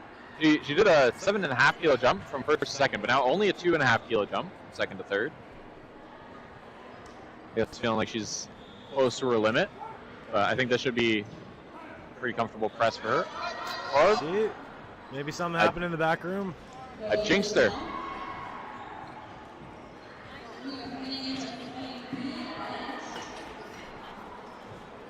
Is that provincial record holder Dion Potapinski? Would you like to come for an interview? We'd be happy to have an interview with you. Yay, come over here. All right, Mike, you're up. I didn't know I was going to have to be asking a question all of a sudden. It was a bench-only record. Yes. And going in, it was 50 kilos. Yes. Yeah, so you just added 10 kilograms to a provincial record for a category where small jumps make a huge difference. Yeah, I think it was probably a record that not a lot of us lift. Not a lot of women, especially women at this age, probably lift that. But it's just a record that not a lot of people attempt, although I am proud that it was 10 kilos over, so that was good. Yeah, and you're not somebody who's built in a way that most people would think you'd be good at bench. No, and I went down in a weight just to try to get this one, so I just like benching, and I'm battling an injury right now, so bench only is all I can do. Oh, what's your injury? I have a fracture of my femoral head. Oh, that's a bad one. That's a bad one. I lifted it the last meet though, but we didn't know that was the problem, so yeah. Matt had said on the live stream that you were looking pretty drained during the weigh-ins. You want to tell us about how much of a weight cut you made? Yeah, I cut down. I was 146 at the beginning of the week, and I weighed in like 138 is what 63 kilos is in pounds, so it's a bit of a cut. Yeah, 8-pound cut. 6 to 7% body weight cut. Usually you don't see lifters going much more than 5. So. No, it's I have a bit of a wrestling background, so I guess that comes in at times like this. It was a better cut than provincials when I went down to 63. I can tell you that. And how was the rehydration after? It was good. It just makes me not feel great, like stomach-wise, but I feel great right now. Yeah, you didn't feel like the big weight cut affected your performance? Not really. I got 63 kilos last month at a 3-lift meet at 69 kilos, and I just didn't have it racked properly this time, so I just came down too fast, so that would be the issue right now. I wouldn't recommend weight cuts. I'm not saying that that's healthy, but it didn't affect me as much as it has in the past. Yeah, if you're an experienced competitor and you have a history with them or an experienced coach to guide you through them, any competitive advantage, take advantage, or you should look into. Yeah, it's all just a science experiment with my body right now. I'm such new to the lifting, so we'll just see what the best fit is, whether it's 63 or 69 kilos as I move forward. Yeah. Awesome. Well, thank you very much. Thank you. Yay. First ever live interview I've done. Wow, you're a natural. We've been calling this investigative journalism and investigative reporting. You did an excellent job. You're a natural. Well, maybe I have to incorporate those for the strongman live streams. You're allegedly a natural. Let's see what your drug test says. That was the first. It's a compliment, you know? It's not much of a compliment when you bomb out and then get drug tested. It feels more like getting kicked when you're down. I've known Locke Nguyen from, where is he from? Ontario, then Quebec for over 8 years now probably. And all he ever wanted was a drug test. He just lived his dream. Oh, it took 10 years for me, so. It's good. It's a compliment, I think. I'm just happy they're here. Like, when I saw Joe walk in, I was so excited. It's the first time I've seen it at a local meet, unless you count provincials, which it is local, but you have to qualify for it, so I don't quite put it in the same category as when I say a local meet. 2018 they came, we paid for it. We had the option of paying back then. Oh, yeah? 2021 during COVID, 2020 maybe, in Portage, they came surprise. They came there. That was the last time it was a surprise visit. Before then, 2017 I think was the last surprise visit. Wow. So they go when they're told to go, and I'm glad they came today. Yeah. All right, so during our plate B, we got, is this Bree? Bree Cron. She is opening up with 62 kilos at 84 kilos. I believe the 84 kilo category had a few new lifters enter this year and is going to be way more competitive looking into the future of Manitoba powerlifting. And I know we got Trinity, I'm not sure how to say her last name, Wazer. She is a sub-junior, but an absolute monster, especially at deadlifts. And then we had a very good 84 kilo lifter at the U of M powerlifting meet. That was Eliza. 158 for a squat, wow. And these are in the juniors. Breeze and open. I know that the IPF changed from IPF to GL in a large part because of how stacked the IPF points were against 84s. So I was glad to see they're back in fair play.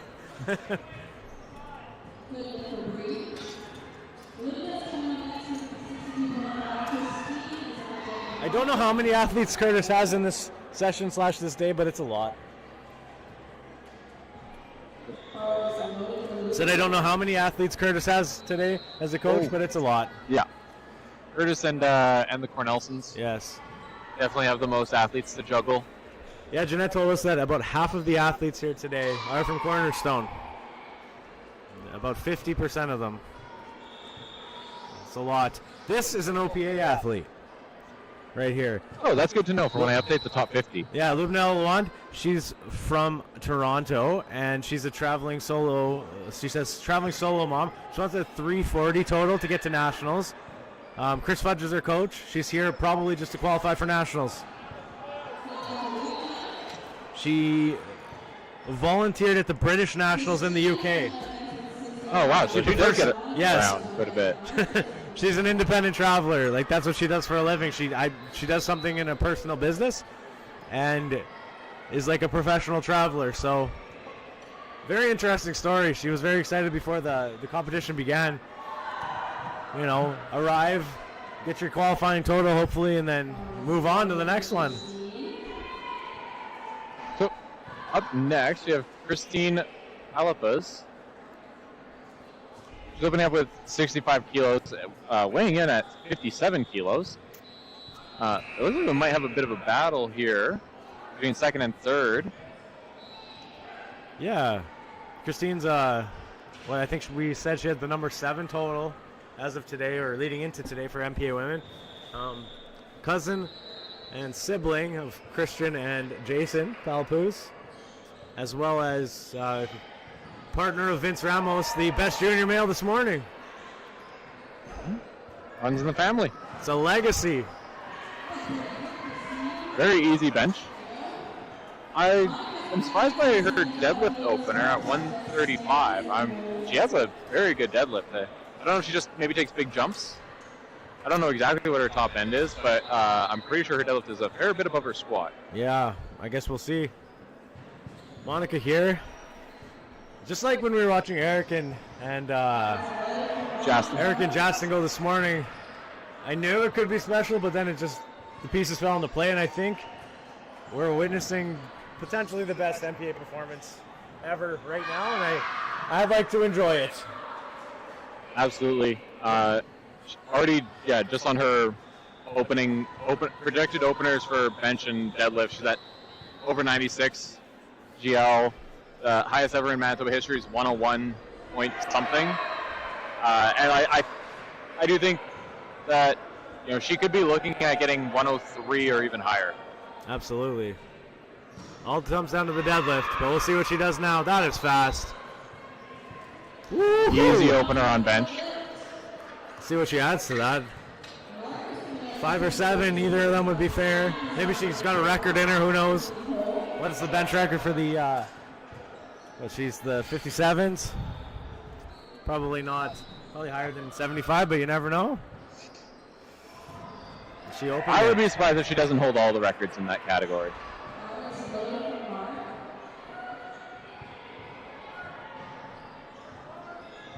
Really doesn't want to scroll for me here. Just commit to the analog arrows. All right. 57. Francine has 90. Francine has the record.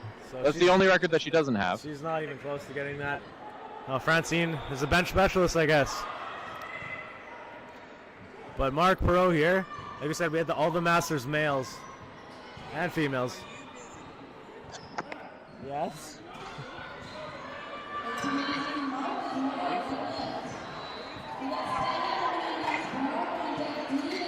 He also injured his back. He said he'd be careful, so I just thought I would double check. You're busy. Not a new injury though. It's just You're highly specialized in this. I asked him, but you're busy. He's equally commentating with me. I guess it's up to me tomorrow. This is a joint broadcast. Wanda. Stan Simons here. Simon says he wants a 214-pound bench. we got some info in the chat. Francine is her cousin. So Francine, who has the bench record. Monica. Monica. Makes I believe that's what they're referring to because we were just talking about her not having the bench record. That does make sense.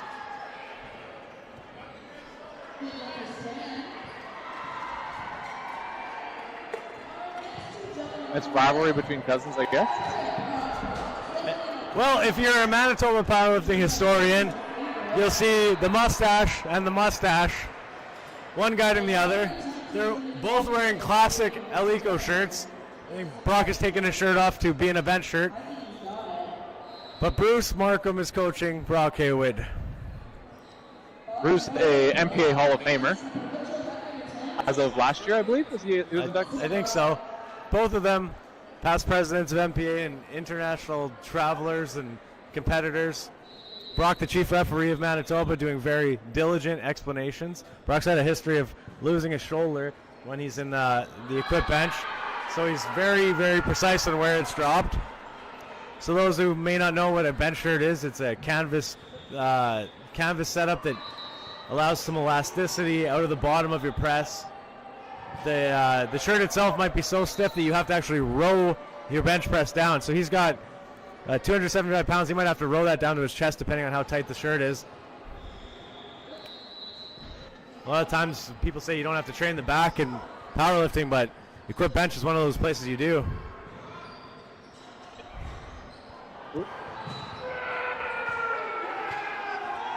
Like you can see the assistance of the shirt, how it just flies off of his chest. Absolutely. It's only those triceps to be able to lock it out. Good job, Brock. 3 white lights. Brock has bombed many times in the equipped bench, as many of our equipped lifters do. Equipped bench is my favorite thing to watch in powerlifting.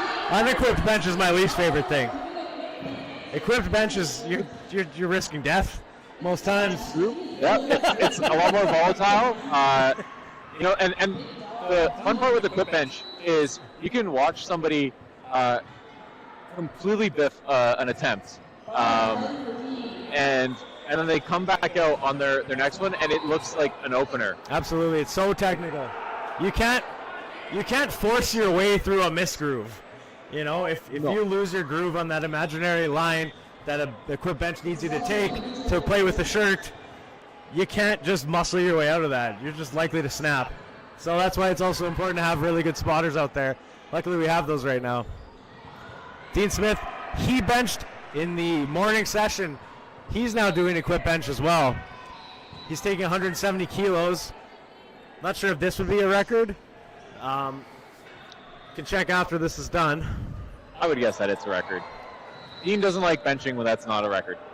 Christine Castro confirming, yeah. So yes, We're right. Francine is Monica's cousin. Investigative journalism. I don't think that went down. I think that was straight up. Crooked, but up. Yep.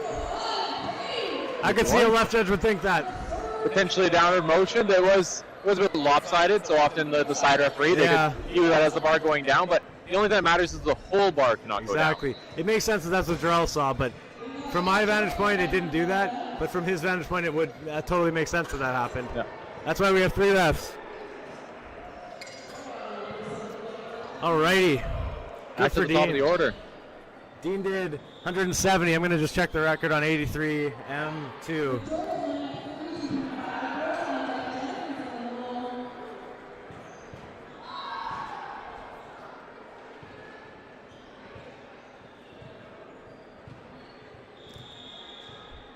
$145 back in the old system. So yes, that is a record. Congratulations, Dean Smith, on your record, and Brock Haywood on your record.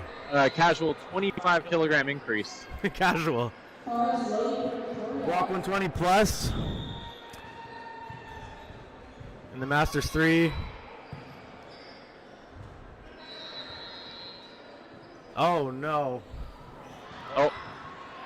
Uh-oh. That's not a good laptop to die. What is it?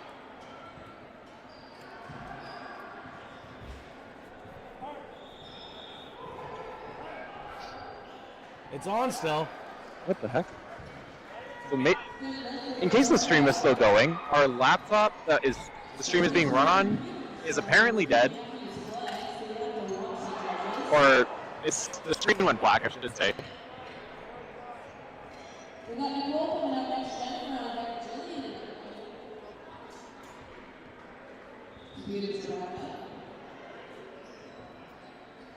There is a delay. So No, it's going. okay, laptop's dead, stream's still alive.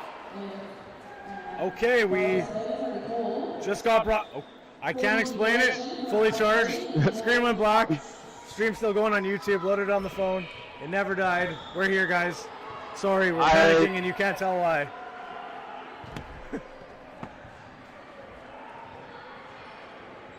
The other guy with the Bilbo tattoo. Who has the Bilbo tattoo?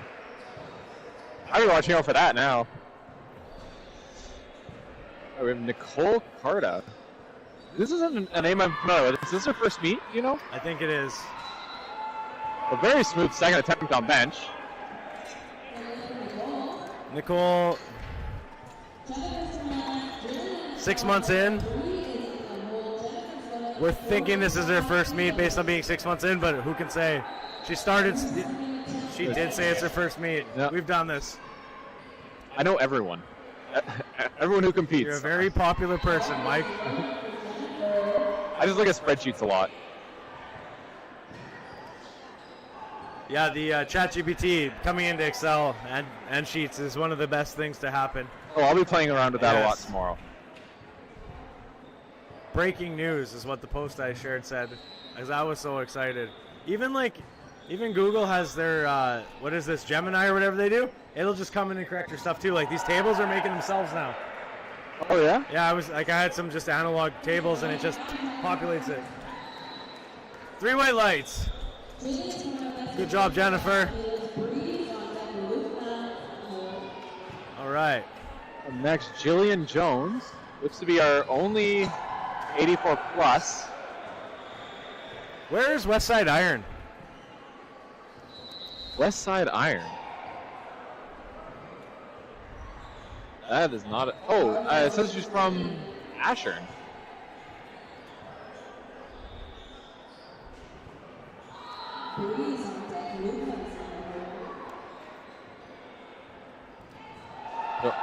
I'll just sponsor with it. Oh, there. Oh, I know where this is. It's the old Park West Fitness on Portage. Right by Moray Bridge? I'm still not familiar. Oh, okay. Oh, that was a good lift. Maybe a bit much for a second attempt. She take a 5 kilo jump. Maybe she has another 2.5 in there.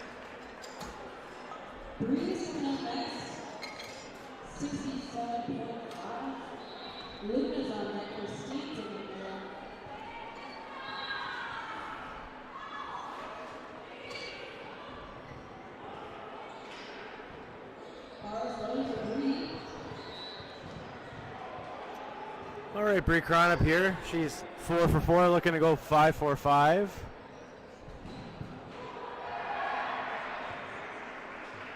Here we go.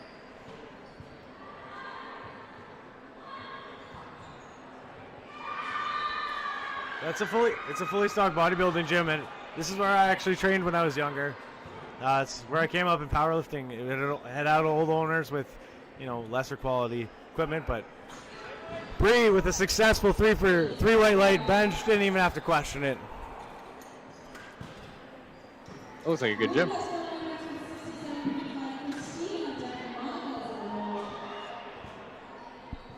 This building is where I got my infamous, if you knew it about it, spine injury. My thoracic spine. I haven't been able to overhead press since 20-whatever-teen. I was repping them out, leaning, and pinch. Oh. Doing a Wendler 531 max overhead press with a belt on. Since that day, thoracic spine's been screwed up. However, we spoke about it this morning. Holding children for 3 years, every day, just carrying them around, front carries, has cured it. It doesn't hurt anymore. Not that it's cured, but it doesn't hurt. That's physiotherapy. That 5 kilo jump was just a little bit too much for Lubna. Lubna needs to come back to get that 340 total. She is currently at 317. Making up 22 over 3 deadlifts isn't going to be... Well, she should have to hit that second bench to get to the 317. She's currently sitting with a confirmed 312. Okay, so she's got to do her opener plus 17 more, or 27 more. It's doable. She's here. What did you say it was, a 340 total? Yeah, that's what she said she wanted to qualify for nationals. Yeah. So what is that, a 15 and a 12? If we're jumping from where she's at, yeah, doable.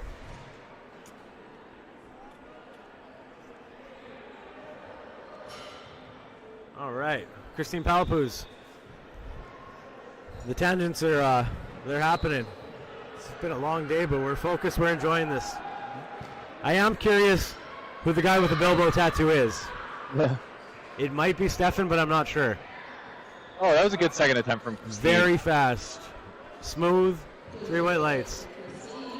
You can kind of see just in front of us, our side referee Thea's got a tablet in her hand. If you're newer to, well, if you haven't been around the last year or so, we switched from the old DRL light system, which was, I think it was just a general, whatever remote control is, the old style, not Bluetooth, but a point and click remote with whatever that, I don't know what is that, a radio? I don't know. We switched into the Simple Meet online platform, which your entire meet is based off of one website. It runs off of the ref light screen. Everything else is a mirror of it. So you can only have one of those. And they fixed it so it doesn't screw up when you got a bench-only guy anymore. Exactly. Well, sort of, yeah. It doesn't have the white screen of death. MPA actually beta tested it for Ryan Stinn for about, a good part of 2 years there. We would be his testers. And me and Jeanette would give him feedback generally. And, now it's a very, very well-functioning system. I love it. Monica is adding 5 kilos. Now this 5 kilo jump increases her GL by more than a full point already. So that's going to be the same across all of her lifts because it's only based on total. So she's at 97. Yeah, assuming she hits her deadlift opener. Yeah, if she, I believe she attempted a 190 kilo deadlift at Nationals. So even right now, if she hit 190 kilos, even if she misses her third bench, that would still put her above Haley at 101. Absolutely. She's got a calculator going on the GL. That's going to be the competition within the competition. Yes, exactly.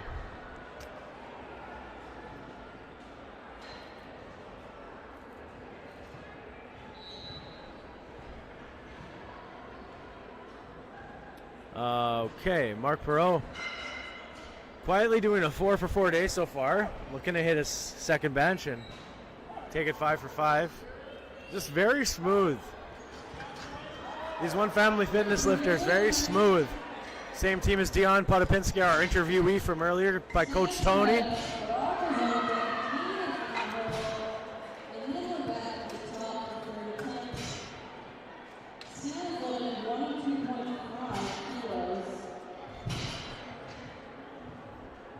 Reinstalling the GL Points app. Pardon? I'm reinstalling the GL Points app. All right, so if Monica hits 435. And what is she? She is 56.7.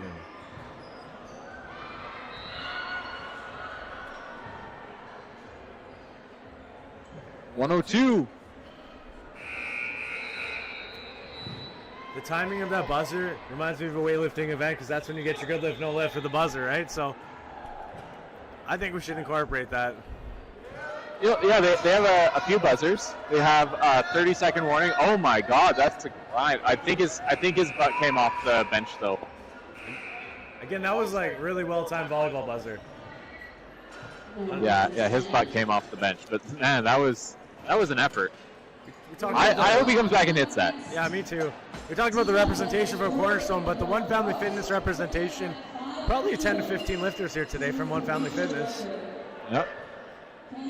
A lot of the, coming from a more like family-oriented training environment, it's a lot of masters lifters looking for a bit of community. I think mostly. Not that they're not competitive. They're competitive too, but I think that's what kind of draws them in is the community of the sport and the community that they have there at One Family. If I was a little bit closer to the St. Vital area, it would definitely be a place to go.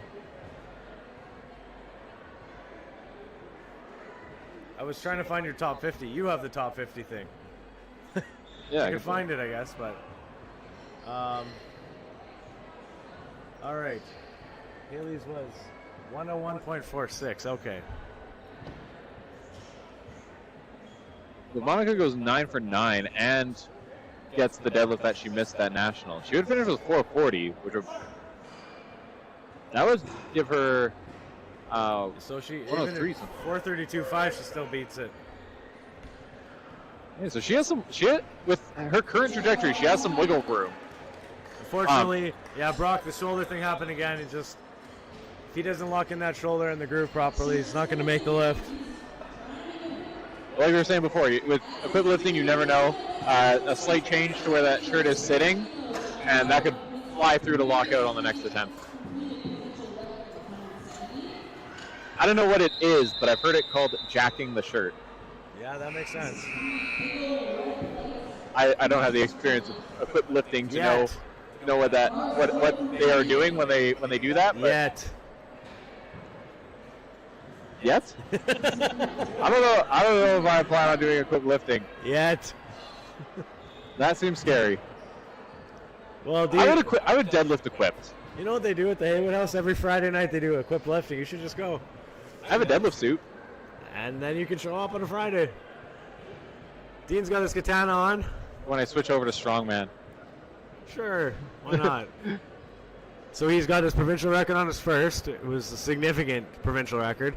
And now he's going for a 10-kilo jump. So this will be 35 kilos added to the existing provincial record. Quite significant.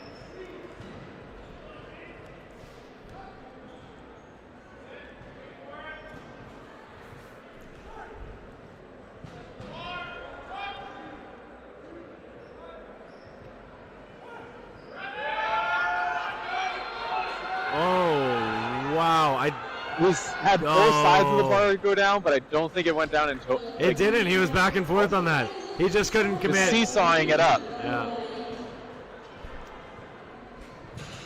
Yeah, the equipped community in Manitoba is not very large compared to the rest of the country. We're far and away the least populated equipped community. But we don't even have, for the top 50, we don't even have 50 women who have competed equipped. Yeah. Now, are the 50 equipped women actually competed equipped? Yeah, I guess they have, hey? These people actually entered equipped comp tests? Yeah, we've only had 17 different women who have ever competed in equipment.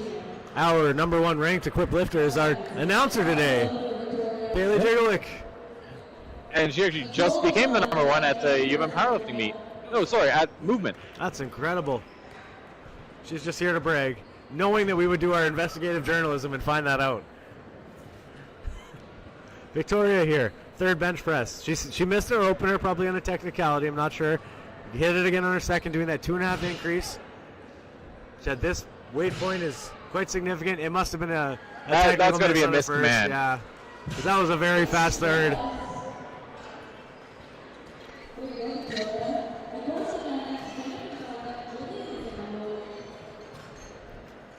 So we just kind of committed to the desktop microphone for this one. But I think we're going to do double headsets next time. And I think it's going to work well. I got one there. We just didn't do it. I just couldn't get it to recognize the second one as a microphone. Exactly.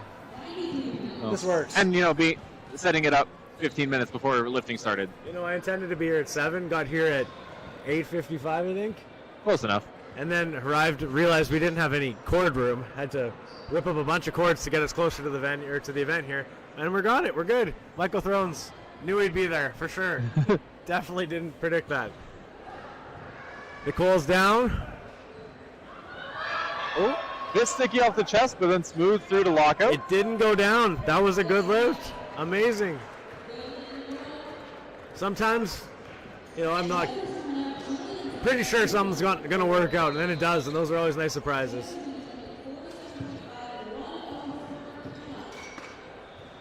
But yeah, the thing we've been passing on to everybody is if you're going to throw them into a 3-lift meet, you have to put zeros on the deadlifts and the squats. Okay. And it still calculates the total. Yeah, then you delete them from this, make a new sheet with them actually just doing a bench press.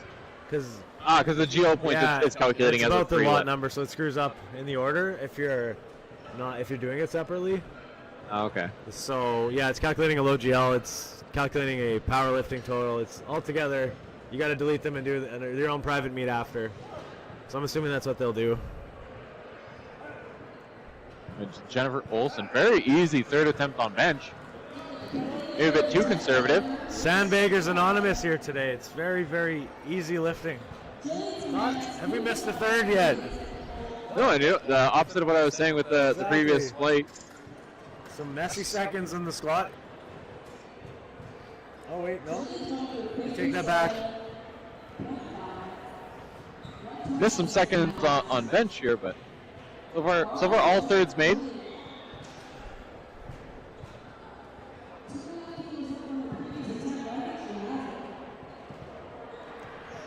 So yeah, Jillian's from Ashern at the west side in St. James. So maybe she's born and raised in Ashern but doesn't live there right now. I'm not sure if there's a powerlifting gym at Ashern. Maybe that's where you end up, Mike. End up in Ashern? Yes, open the Ashern powerlifting gym. There's a really good arm wrestler in Ashern. Oh yeah, who's that? You know, I can't remember his name. I haven't seen him since 2019. He used to drive in to train at McDowell's gym. Like twice a week, he would drive from Ashern. Wow. He competed at nationals. I believe he was a podium finisher in like one of the lightweight classes. I don't know how many weight classes there are in arm wrestling, but yeah, wow. Lubna here says that powerlifting is a mental sport. The earlier she learned that, the better her results. She's been competing for a few years now. Progress has slowed down when it comes to numbers. She's grown a lot mentally, and learning how to manage the highs and lows, understanding the game, and always bringing the fun and play into lifting day. She started in the 52s, and now she's in the 57s. She wants to thank the worldwide support that she's been receiving on her personal numbers and on her Instagram account. From the British Nationals recently to the Winnipeg Total Fortification meet. our first missed third, but she missed her second, so probably just a bit ambitious there. Do you know the history of Total Fortification? The history of it? Do you know why it's called Total Fortification? Because it was in the Fort Rouge Community Center the first time. Yeah. And it was a Nationals qualifier, so you were there to fortify your total. Oh, I didn't know that part of it. I competed there. You did well. I did not get a Nationals qualifying total. It's a decent venue, but it's really hard to load that place. Mm-hmm. So quite the walkthrough. Yeah, I like that. That was a good, well-run competition. Back when the CPU had its coaching program, we did our training there in a classroom. Three with 70 kilos. Good attempt. For six. Definitely did not have another 2.5 kilo jump in her there. Coach Curtis is making the right calls today. Coming out with every kilo she could have gotten.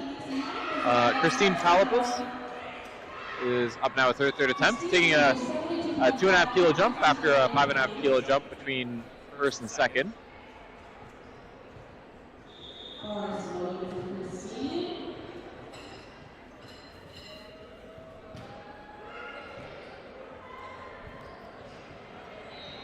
$171 views so far, not bad for a Total Fortification 2024 meet. I'm sure we'll get a lot of rewatches later. I'll be watching to get a video of my squat. The only lift that I was happy with today. It was very humble of you to just walk away and say, no, I'm done. That's an experienced lifter right there. Well, I re-aggravated at a push-pull meet 3 weeks ago. So, and that was only, when I lifted only 10 kilos more. So, kind of with it already feeling bad and knowing that I kind of had that hump to get over of that the weight that I re-aggravated it last time. I figured it just wasn't in the cards today, and no use in taking that risk. It's the right thing to do. Christine, it was kind of a shaky handoff. Craig almost looked like he slipped doing it, but she managed to hit a very smooth third. Now Monica's going again for another GOAT attempt here. This will bring her to 98.91 if she gets it. She could pass Haley on her second deadlift, and then just add her lead after that. You know, she hits this bench. Going from 75 to 80 didn't seem very significant, so 80 to 85 seems safe as well. Coached by Dabu. She's getting close to a 200-pound bench as well, which is a nice milestone number. And actually, we usually went that she wasn't that close to the provincial record, but this is only 5 kilos off. You give her another meet or two. I know. She's got to save some of the glory. Self handoff, Monica.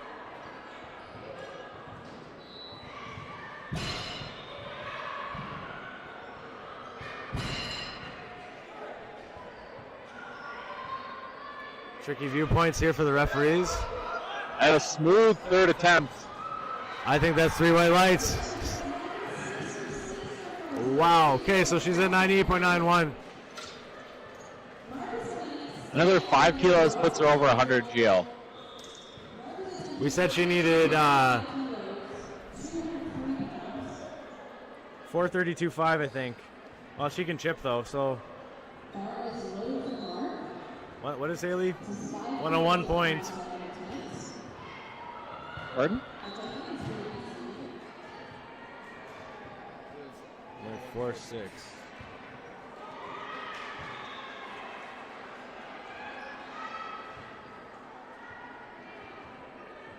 Even without the 0.5.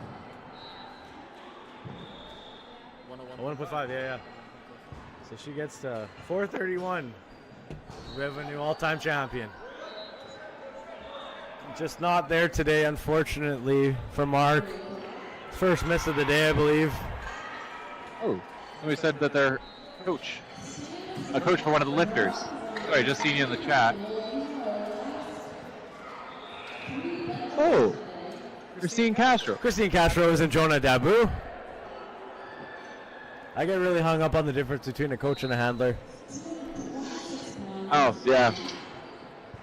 Christine is also awesome to see her tune into the live stream. Christine, I believe, the current reigning national champion. Oh, I forget the weight class. 63, I believe. Christine, you can correct me if I'm wrong. Please do. Awesome to have you join us watching the live stream. Obviously for your athlete, but we're glad to have you nonetheless. It is a spectator sport. All right. This is Stan Simons coming up for his third attempt. The last of our raw lifters.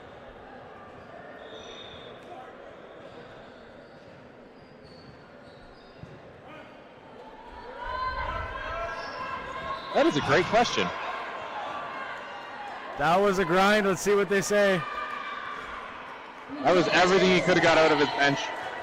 3 white lights. What a good selection for him there. You know, he had missed that same weight on his second attempt because it's stalled out. He lifted his hips off the bench and he was able to get it through the lockout, but obviously it doesn't count if you lift your hips. So he was able to come back and he got the lift. I'll say it audibly. February 1st is the 10th annual Brickhouse Power Challenge. There's a registration link open on the website. Nationals won't be local, but it's February 23rd to March 2nd. And then after that, March 22nd is the one Powerlifting Classic at Glenlawn Collegiate. Those are your next opportunities to do local meets. Invite only to Keystone 2025 in April. And then the Provincials takes place May/June 2025 TBA.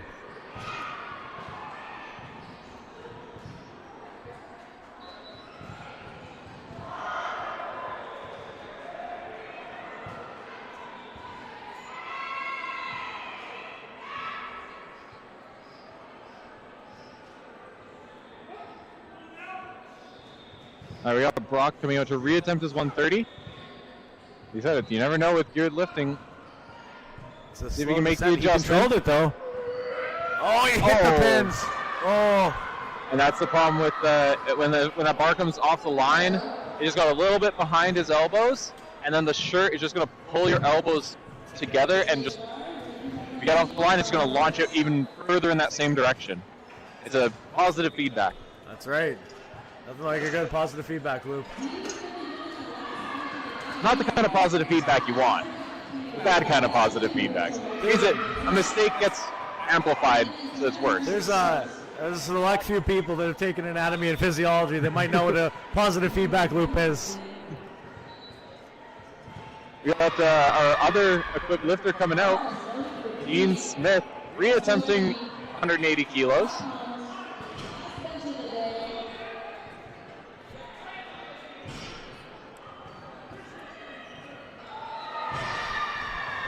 Now, are you inspired to start lifting in gear? No. Well, you're already on gear, so let's get you in gear. I'm just kidding. He's going to test negative. I will try a deadlift suit. Oh, there you go. Great.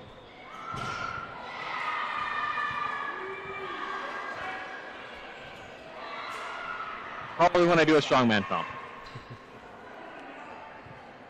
We did clarify earlier, in my opinion, for whatever that's worth, strongman is not an Olympic recognized sport. It's not a sport. It's a series of activities. So it is. Doesn't matter if you're national, international.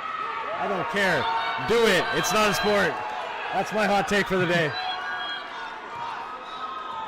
Oh, Dean was so close. His elbow just gave out on him right on his right arm, right at lockout. It's a technical lift. It's the most technical lift. The equip bench press. That wraps up our bench press. What's that? That wraps up our bench It press. sure does. Are you ready for my funky graphic? Should I go pink now? You pink? I don't know. Let's see what I can do.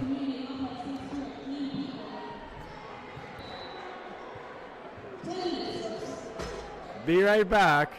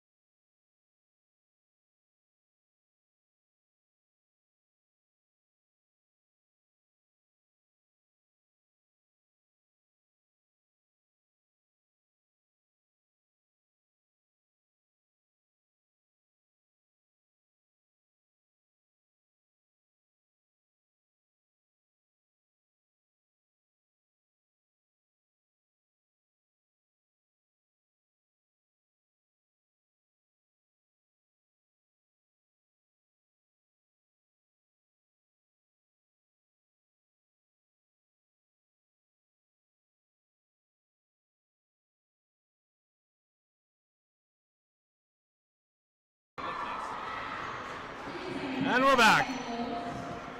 All right, back for deadlifts. We're starting off with Perry Jorek.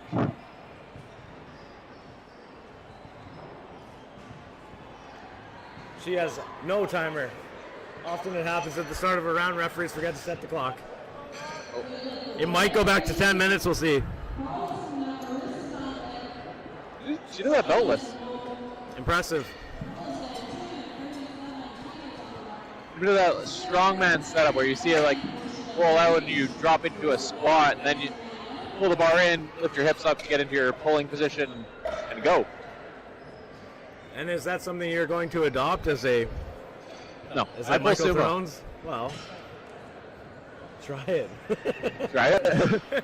I can't even get into a squat and flats. I wonder if we should move our camera a little bit. Good shot of Thea.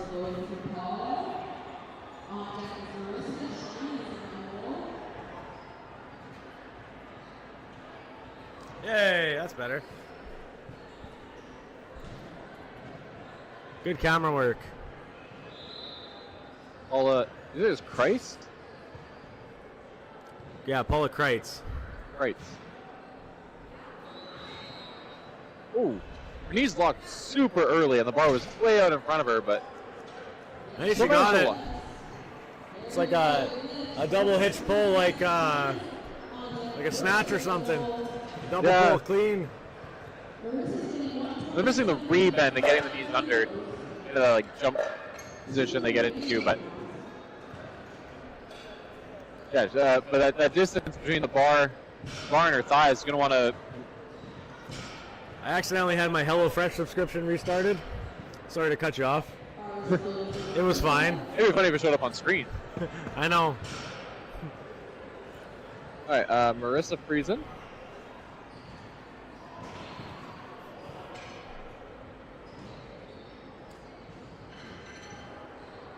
Take Dion out of this, we're down to 3, 6, and 8 lifters in Flight A. Smooth opener from Marissa. I love the Med XT deadlift jack. I don't know if you have a comment on it. I love it. It's wide, like you need a wide bar to not tip over when you have 3 plates aside. It rolls, so it's speedy. I think we used it at the deep freeze meet, and I mean, I hit the same weight that I hit today. I think I probably hit it easier there. So, yeah, I like it. Anything that lets me hit a bigger number, or potentially hit a bigger number. The deadlift jack? I thought you said rack. No. No, the jack. Jack? Well, I mean, if I was pulling off of a jack, I'd probably hit a bigger number too, because I could just a block pull. Maybe I'd actually be able to get the bar off the ground. Yeah. And not bomb out. It's possible. Technically, you could have hit 75 like Kurt. Yeah, I didn't. With how my squat went, I thought, oh, I'm good to go. So, and then I didn't pull my last warm up, which is the first time that my SI joint gave me any issues. I didn't pull my last warm up until after changes were already done. Ah. Well, you live, you learn. Yeah. No, I was talking about the Met XT deadlift jack. You see, it has wheels, so it rolls. That is. It has a kickstand revolutionary for your foot, so you can, for scooping it to make it easier. It's wide. The old Ecos with wheels, they're so skinny that it would tip. It wasn't heavy enough as well, so you lose it to one side or the other. And it has the long arm scoop. And you just kind of attack the bar and scoop it. As a person that's on the platform, if you've not used the Met XT deadlift jack yet, you may or have not, I don't know. No, I haven't. I'm never the one doing the I know. jacking of the bar. I can clean it. Somebody else has to jack it up. But it's Very fantastic. usable. I'm glad MPA got one.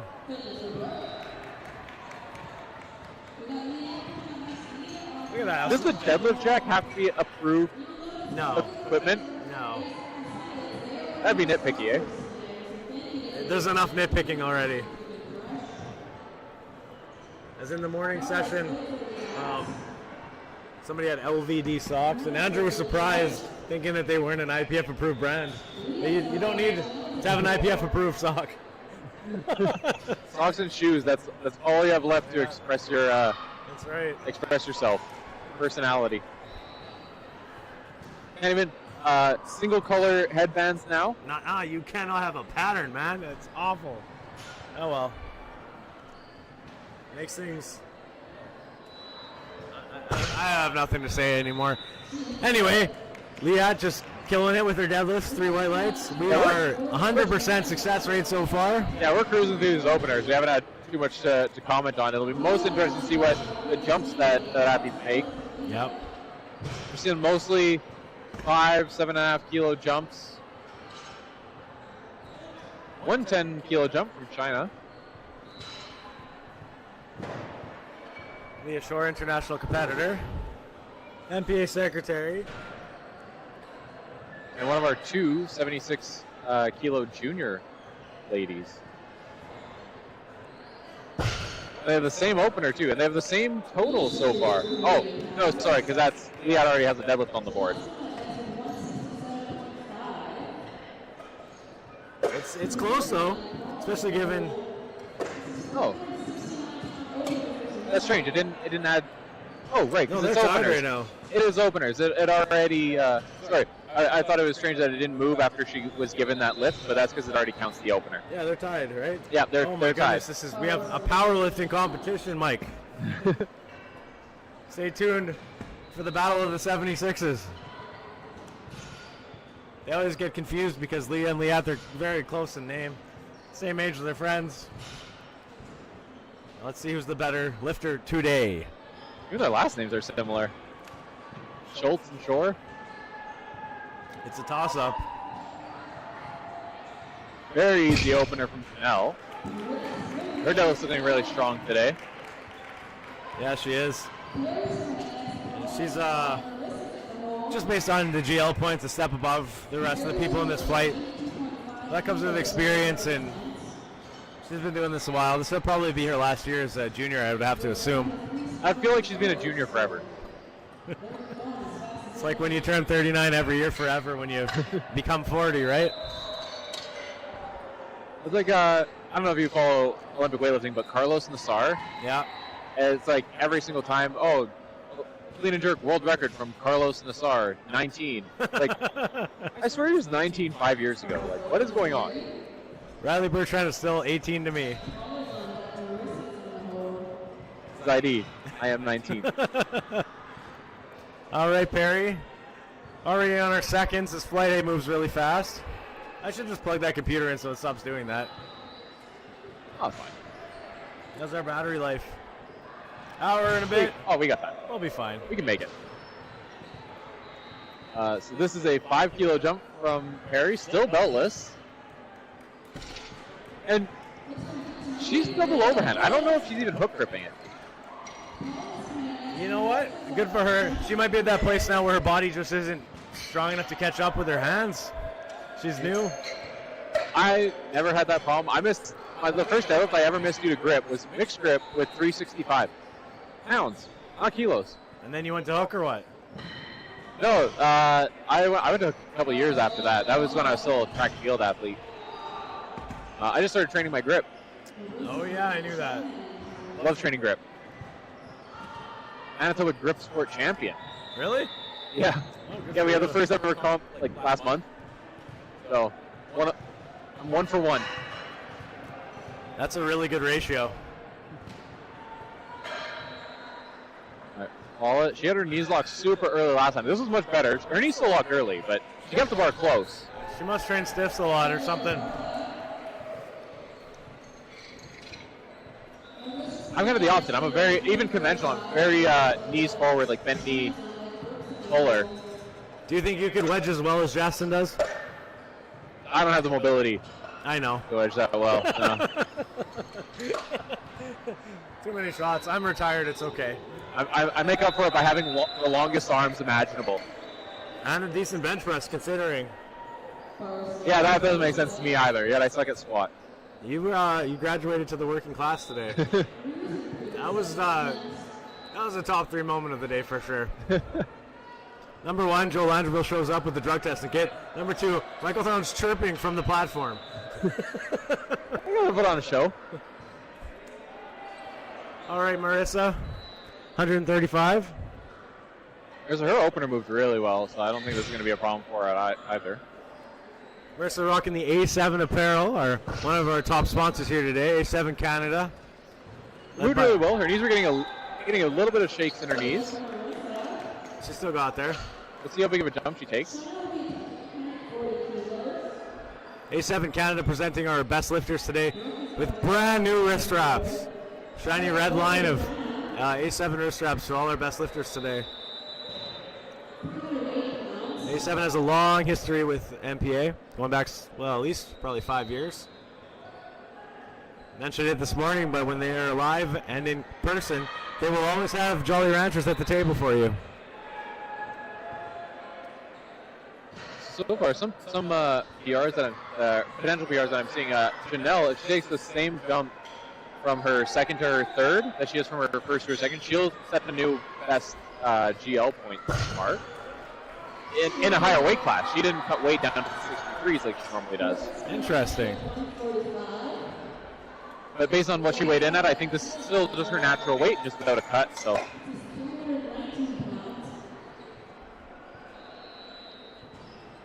Shannon having no problem with that 10 kilo jump. Making a 5 kilo jump for her next. So far, we have all 5 kilo jumps from all of our ladies who have done their second attempts. And Janelle's numbers today are 150, 105, and 167. 150, bench press is a record. Her deadlift might be. The total will be if she hits it for the next deadlift here. Quietly breaking a bunch of records. She ended up tying her own record on the squat.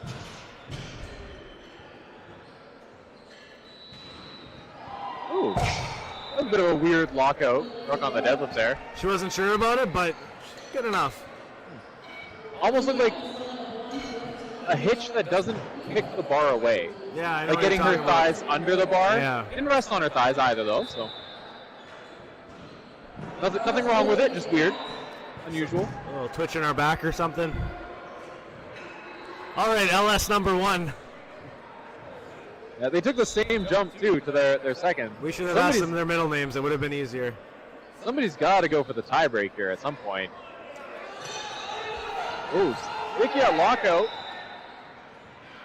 She still got it. I don't know how much more she has in her though. That was a tough facial expression.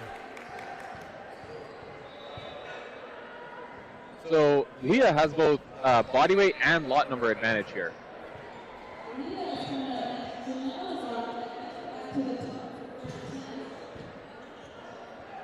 So this is looking like it's going to be a bit of an uphill battle for Leah to come out on top here. Yeah, it was kind of a grind. We'll see how Leah does. Crew's just tidying up the platform here. Leah's got a bit of a pause before she goes. That might throw off her focus, maybe not. More time to rest. But she'll be going for the exact same weight that Leah did. A younger lifter, I could see this throwing them off. Younger as in like she is younger. Sorry. I explained that weird. That's okay. If she was an older lifter, I don't think this would really affect her much. A younger lifter, a lot easier to get a bit thrown off. You get yourself into the zone. Maybe she had already hit her smelling salts because it's the same weight, so she wasn't anticipating a change in the load on the bar. That said, I wonder who's back there with her as a coach today. Can't see. She's behind the curtain, still hitting the smelling salts. No, she's looking out at the bar. I think Leah might have torn a callus because they were cleaning off the right-hand side of the bar. Might have bled on it a bit, which again just makes it so that coming out on top in this battle of the 76 kilo juniors, you have a torn callus, plus you don't have the body weight advantage, plus you don't have the lot number advantage. It's gonna be tough. That said, that was probably another 2-minute break there for her. She does seem focused. Very focused. Oh, and did jump 7.5 kilos. For now. Can always play the game. Yeah, she's going to be waiting to see what Leah puts in. Local meet, lots of people aren't paying that much attention to the score sheet. All right. That was a confident third or second. See what they come back at. Perhaps they'll battle. Leah has the lot number advantage. Leah also has the weight advantage in a tie. She's sitting pretty. It's on Leah to make the next move. Yeah, and I don't. Would either of them be able to use a chip? This is the 76 kilo deadlift record.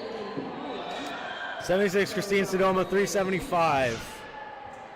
They're putting in. Deadlift's 152.5. Oh, sorry, yes. So they could chip. Either one of them could do a chip. So that's what I would be looking at if I was Leah. I would wait. Yeah. I'd wait till closer to, where hopefully Leah isn't paying much attention, and I would add half a kilo. Now, neither of them is going to get the total, so that's out of the question. Now you're just playing a win today. And the deadlift record, I suppose.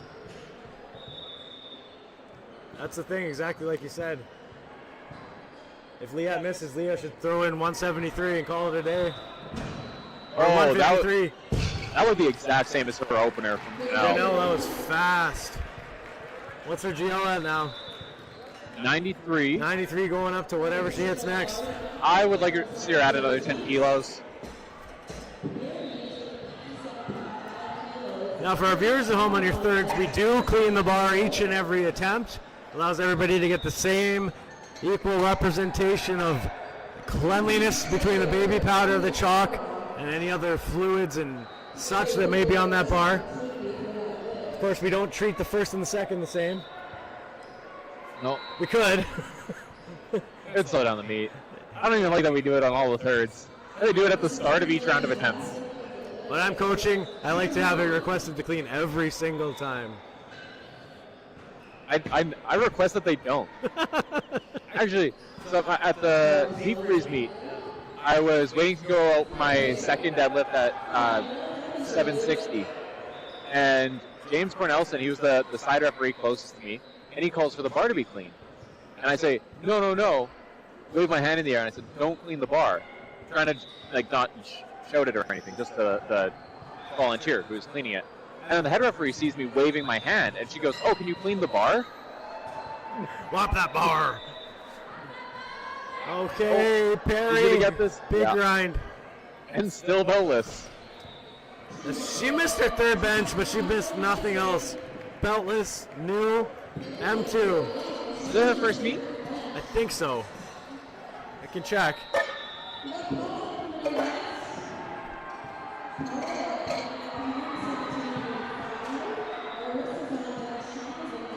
Second meet. She's very clear that it's her second meet. Second meet. I sent the survey out, I think, almost most of the way through the Flight A or Flight B squads. But we got it out there. So yeah, so the head referee asked for the bar to be clean, and I said, no, I don't want it to be clean. It annoys me when people ask on seconds to have the bar clean. Just get a better grip. And so then they didn't clean it, and as I was walking out, the third referee, the one on the far side, says, well, you better hold on to it. So naturally, I lifted it, and then I had to give a speech. Of course.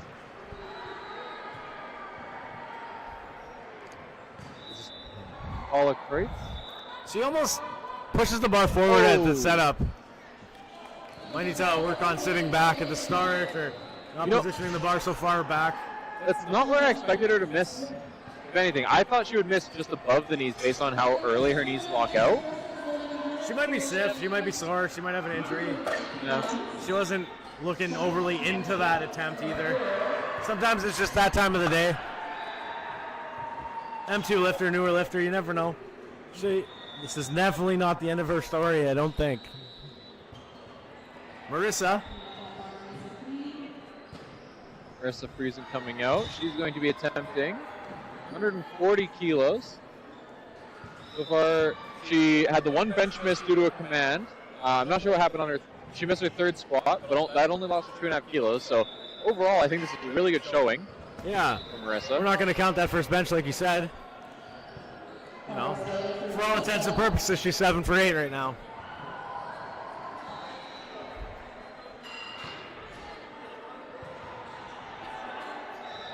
something that maybe you and I can connect to is how fun it is to squat and load. I love it up there. I do enjoy it. It can definitely get pretty tiring. Like it drags on and on. Then you get your second wind. But being front and center, be able to watch all the performances. You know, and you're like in the audience, especially if you don't know anybody or it's a local meet with a lot of new lifters, it can be a bit hard to stay focused on what's happening the whole time. But you know, when you have an act like when you're squatting and loading and you have stuff to do between everybody, I think it makes powerlifting meets more enjoyable to watch. Oh yeah, it's the best thing. I think it's my favorite thing. Although I do always forget individual performances because I'm thinking about the next weight that needs to go on. So then people come up and they're like telling me about like their third squat, and I'm like, you're gonna have to remind me like what happened or show me a video. Yeah. Can you think in kilos? Can you see? Do you know what that is to look at it very quickly? 145. See? You can think in kilos. Oh yeah. That's good. That comes with time. You just you have to have done enough platforms to just be able to do it. I missed I think 6 meets since 2017. Squatting and loading. Oh, just this one. You can count this one. I missed. Oh wow. That lockout was a grind. It was a good pull though. What a good performance from Shayna. Shayna went 9 for 9. She I sure wonder did. if that is how much of an improvement that is to her best performance.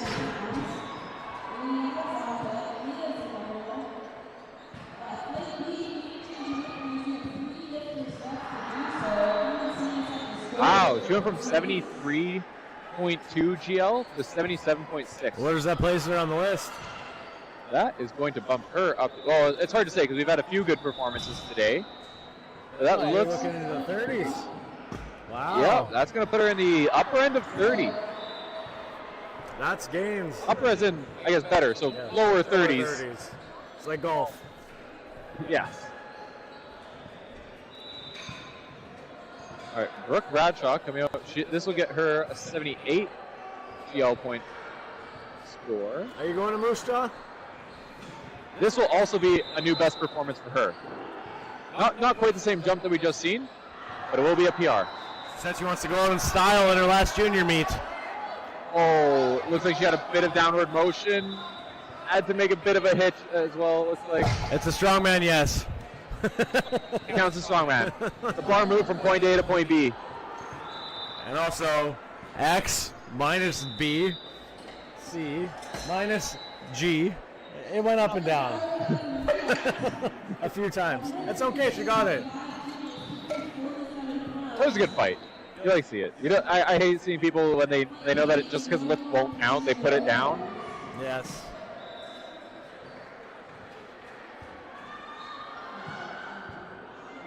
All right, it looks like we didn't get a change. At least not yet. They haven't called bar as loaded. Very interesting call here. You know, maybe Liat just knows that. But you know, even if Liat dropped down just to get the biggest total that she could and force Leah to get a heavier pull, but maybe she didn't think that. Maybe she thought this was the absolute upper end.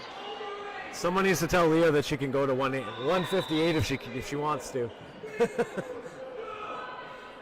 Oh yeah.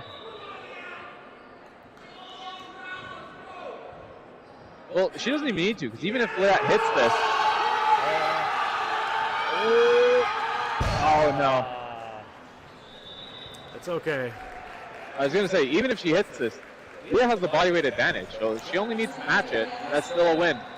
Yeah. Well, it's hers to win now. Well, hers to break the deadlift record at least. Break the deadlift record, break the tie, win outright instead of on body I weight. wonder what the national qualifier is. Are they? Oh, they're juniors, so I don't know if the junior totals went up. I don't know. I'm pretty sure the Masters did, and then Candace, she wasn't sure if she asked me to make sure that she's still qualified. And I'm like, you're like 100 kilos here.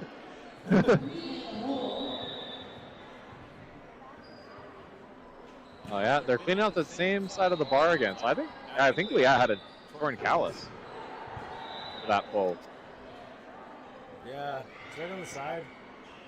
Yeah.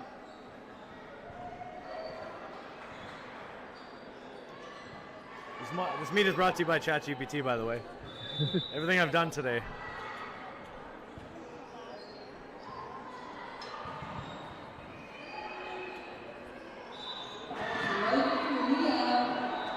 Oh, it just sent you the link? Well, it said for more details. All right, this is for Liat to break the provincial record deadlift and break the, Leah, not Liat, and to break the tie with Liat. 367.5. Oh, so this gives her this the is qualifying the total. Yeah. So that's why they loaded it up. That explains it. They're thinking about the competition. They're thinking about the next competition. That's where we're at, though, eh? These people are going to Commonwealths, North Americans. Just got stuck. Oh, it's moved down now. Oh. So close. You know, to go to an IPF meet, Commonwealths or North Americans, wherever she went, and then to just not quite make it to nationals, it's really kind of shows how competitive Canadian powerlifting is right now. Oh yeah. I mean, you look at Ben Langley won best overall lifter at nationals in 2020, and I think that was with a GL of like 104 or 105, kind of in that range. And now you're having people win with like 118. Just the level that it's gone up in the last 4 years just doesn't make sense sometimes. Yep. Well, even then, I think they had 700 entries to nationals, even with these standards. It is what it is. Ryan Fowler proposed in the past doing the world's level, like you send a team, one from each weight class, screw the qualifying standards and send a team. I like that model, and I think we should do it. We're good enough to do it now. Yeah.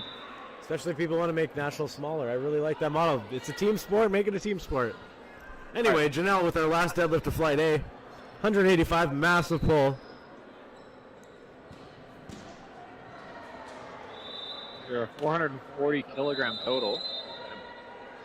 I'm pretty sure is going to end up as the biggest female total of the day. And it was still an easy pull. I'm holding to my, what I called it after a second attempt. I would have liked to see her load at 10 kilos extra instead of 7.5. Yeah. Well, she missed her first 2/3. Maybe she was a little unconfident and wanted to finish the day nicely. Who knows? But she is in her 18th year of being a junior, so who knows? All right. One last flight. 1, 2, 3, 4, 5, 6, 7, 8, 9, 10 women. We got 30 attempts left. Bree Cron is going to be our first lifter out. This is not a big gap between her bench and her deadlift. No, it's not. Bree's 22.5 kilos. I worked with Bree. Hey, she was. I talked about this in our openers. I'll do it again for you. But yeah, she worked with us at SMHC, and she'd post on her Instagram. She's coming back from a back injury. So squats were high and whatever, but her bench was so strong. I said, you got to do a meet. Yeah, her bench is very good. Her deadlift also looked pretty easy, like a little bit slow off the ground, and then she just flew through the lockout. Yeah, very strong bench though. Maybe she's coming back from an injury. Maybe it was a conservative opener just to get a number on the board. Maybe she'll take some big jumps. She's 7 for 7.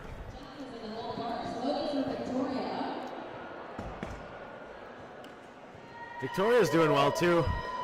There's a technical miss on her first bench, I think. So she's doing well. A gap from 32 to 35 we thought would be risky, but it was pretty fast. She's supposed to be a bit of a deadlift specialist.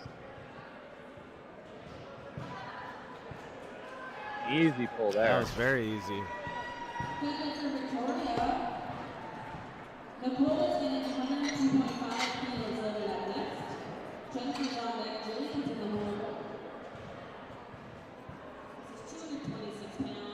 Victoria used to be a runner. She used to be a runner. Big on cardio. Now she's not, on account of being a power lifter. She wants to thank her friends and family for cheering her on. You know Jeremy Baker, strongman? Yeah. Before strongman, his athletic background was long distance cycling. The more you know. So was Michael Chan, active cycler while he was powerlifting. Nicole, very nice deadlift. Good opener, 102.5 kilos. And Jeremy, when he did his first strongman competition in April last year, his best deadlift was 405, and now he has pulled 750. Natty? I'm not gonna say Natty or no comment? No comment. Okay. He's a strongman. Yeah. I'm a strong man. You're a strong man. We all have our strengths. Jennifer Olson, out of One Family Fitness, former / potentially current bodybuilder, trying out a new strength sport, coached by Dino Camire, also a coach and trainer at One Family Fitness. The family is a large family. It's a large family. I have a theory that it might be multiple families, not just one family. Get Maury Povich in here to test it. That's 3 white lights.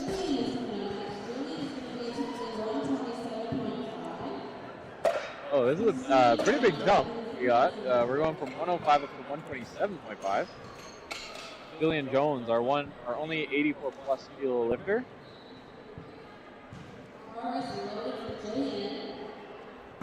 So far 6 for 6.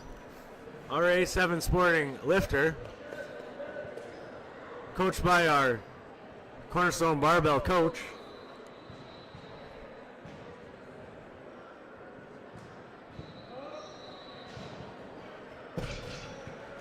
Knees are a bit shaky. Might be something to watch in her later attempts. They could potentially look a bit soft. Yes. But obviously no problem for her there on her opener. Hey, she got a deadlift, she got a total. She actually got 7 for 7.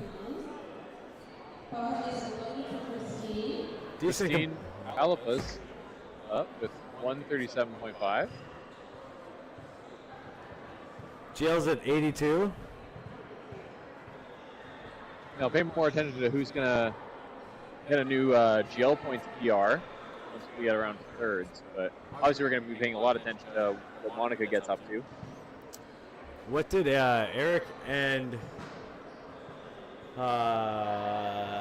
Justin were both just at 100, right? 100 point something?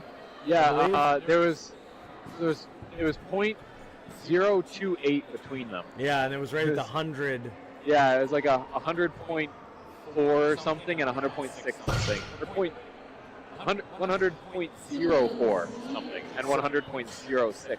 So Monica could go from 4th all genders to 1st all genders today, I think. Yeah, she could. Wow.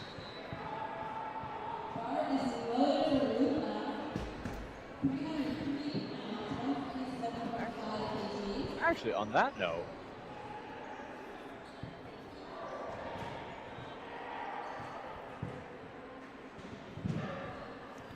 Luna again here from the OPA, traveling one. oh no, she is already ahead of Jared.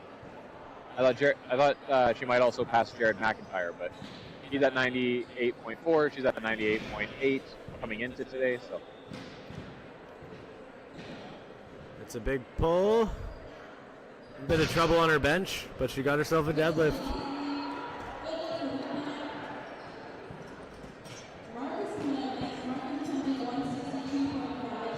another big jump in deadlifts. 137.5, taking 25 kilo jump to 2.5 for Mark Arrow. Relatively speaking, his deadlift looks like it's quite strong compared to his squat. Well, it will be by his thirds, I think. It's always tricky with the masters lifters. He's from One Family Fitness. I think he's still part of the same family, personally. They look alike. Why would they lie? That would be false representation. Do you become part of the family when you walk in? You get adopted. Their gym sign-up is just adoption papers. Oh, Dino has too many kids. Good for Mark. Welcome to the Camire family. Yes, we have to change the last name. Tony Camire, Dion Camire, Mercedes Camire. Dale and Mire. Yes. Where are they? All the last names interchangeable. Or is it a Dino Breeze whenever he feels like it? All right. Up next, I think we haven't gotten. Oh, I just got to refresh. We haven't got a confirmation on Mark's list. We have Stan up next. 170 kilos, so 375 pound deadlift opener. That's changed. That hasn't. Well, maybe my computer's just having a time. It's not refreshing. It's loading. No, it is, yeah. It doesn't give the option for the refresh button. That bar got way out in front of him, but he did manage to get it through to lock out. The rides we take in life, eh? All right, Monica opening up with 170 kilos. Woo!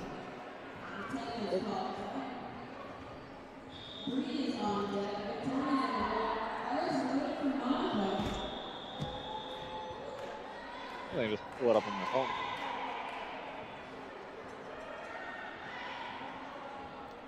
I've had OBS running in the background with nothing this whole time.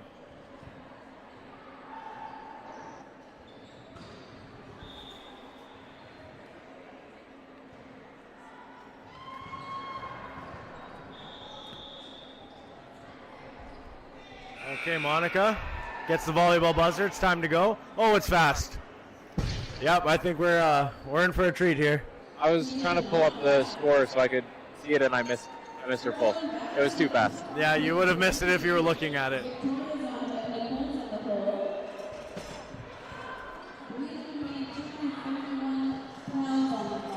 Can I have that grapefruit 7-Up?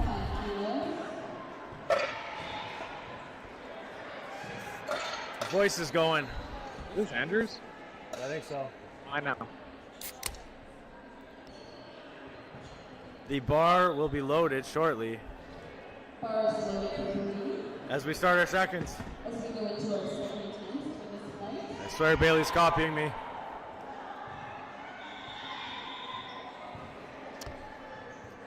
All right, Monica jumping. Here's what I expected. She's jumping to 180, so a 10-kilo jump.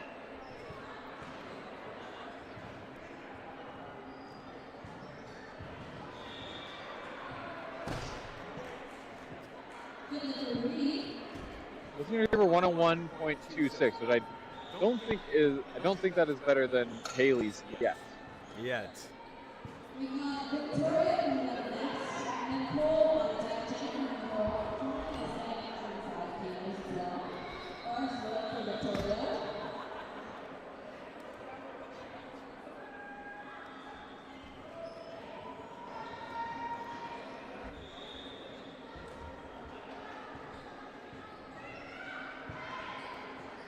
Pro tip about Simple Meat, it can't be on the HTTPS.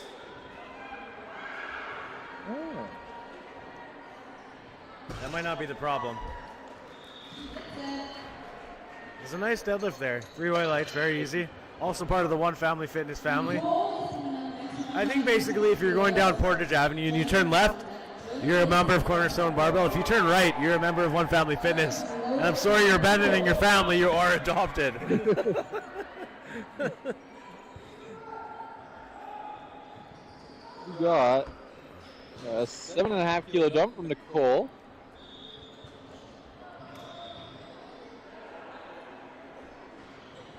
Nicole, she was one who put that this is her first meet, correct?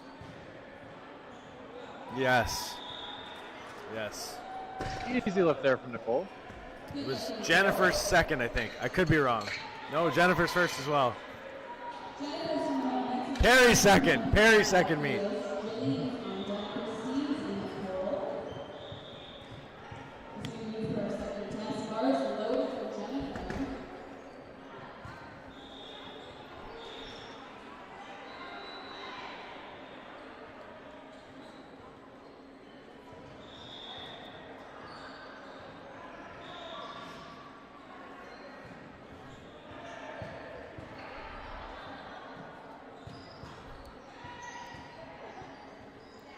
that was a very strong pull. And a nice gentle lowering of the bar. I love to see it. I don't like when people make divots in the platform. Yeah, we often argue about, is it okay to drop the bar as long as it's controlled? Technically. Is it something to yell the lifter at? Maybe, probably not. But is it bad for the platform wood? Yes, it is. Yeah, I don't like the wording of the rule.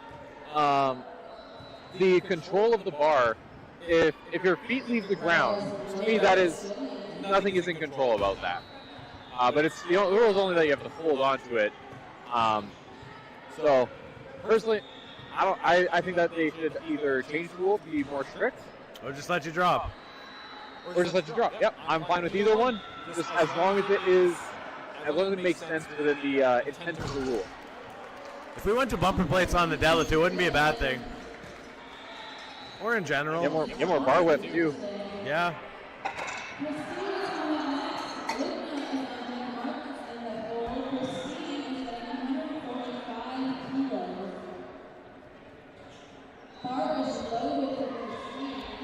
All right, Christine's going 145 kilos here for her second attempt.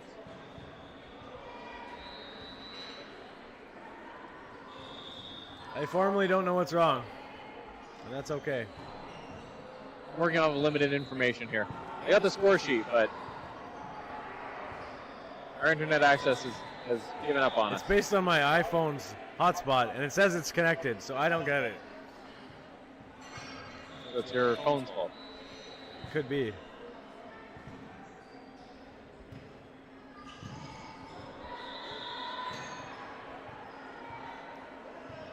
Oh wow, very easy second attempt.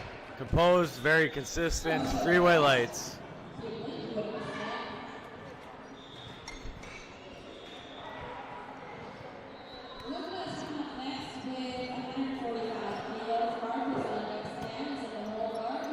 Yeah, this looks a bit conservative for Christine. I wonder if she's just trying to get a national total. It's possible. See, I turned my VPN on and we're good now. It just doesn't trust my phone. All right. That's all it is. All right. I don't know why that works, but I don't like that it works. That's a problem. All right. Anyway, now that it doesn't believe we're on my phone anymore.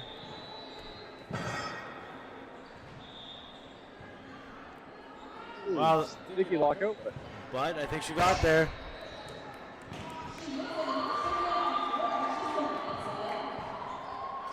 Yeah, I was gonna say, who's Christine facing? She's second right now. She's behind Monica, so it's a bit of an uphill battle. For sure, for sure. Where did David go? David Gervey? Rinko. Oh, he was our head rep. I don't know. Did he leave? Amanda's been there for a while. Yeah, she was all of session 1. She was TC for session 2. Maybe David had to go. A lot of time to spend in the head rep chair. Absolutely.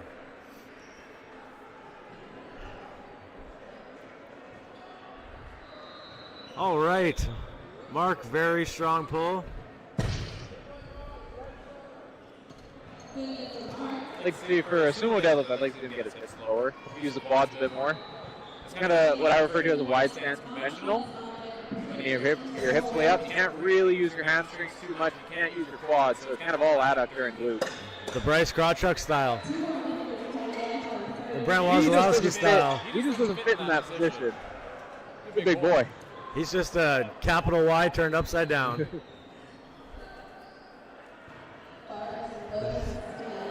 We got Stan Simon's up next. 177.5 kilo deadlift. He's a Masters 2 lifter, but he is also part of one family. He has been adopted. Stan Kimire.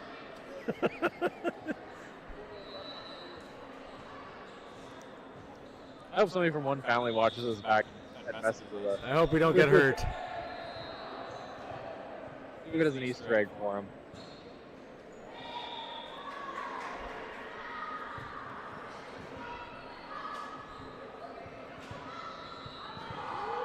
Oh. We go from Stan. Really? See, if you can do it, Bellis, you can do it.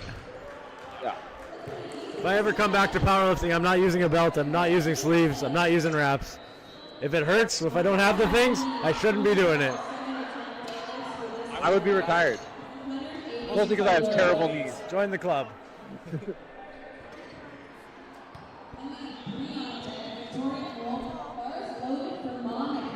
All right. This puts her at 101.2. 101.2. This will put her only like 0.15 behind Haley, I believe.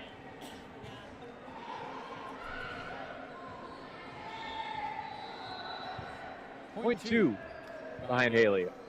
Exact. She is going for it. Well, this will be easy, I think.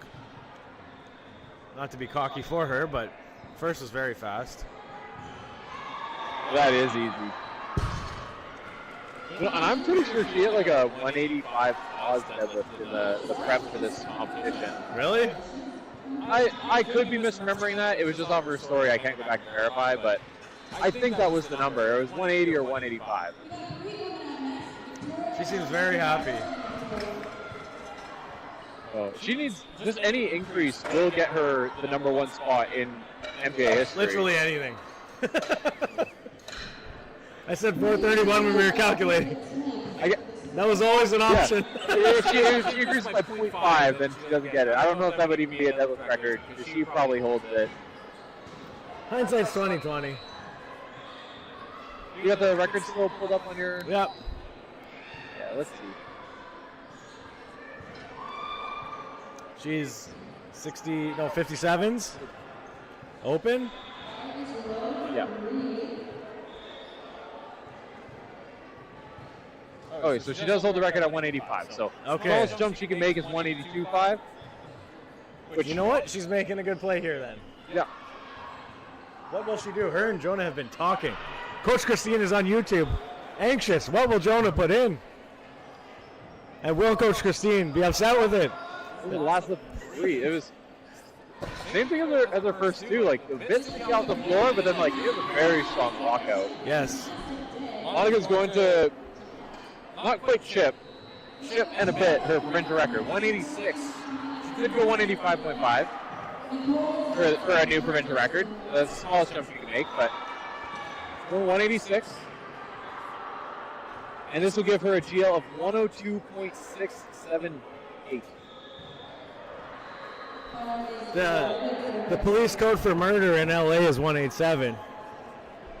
She should have gone to 187. There's time. We can do 2 changes. It's not like Ollie where changes buy you time. I guess it still would. You don't need time more in powerlifting. Well, I mean, Stan's at 182.5, so she can, as long as she goes above that, which she probably will, it's okay. She's got a lot number on Stan too, so I mean, no matter what, she will have the last pull.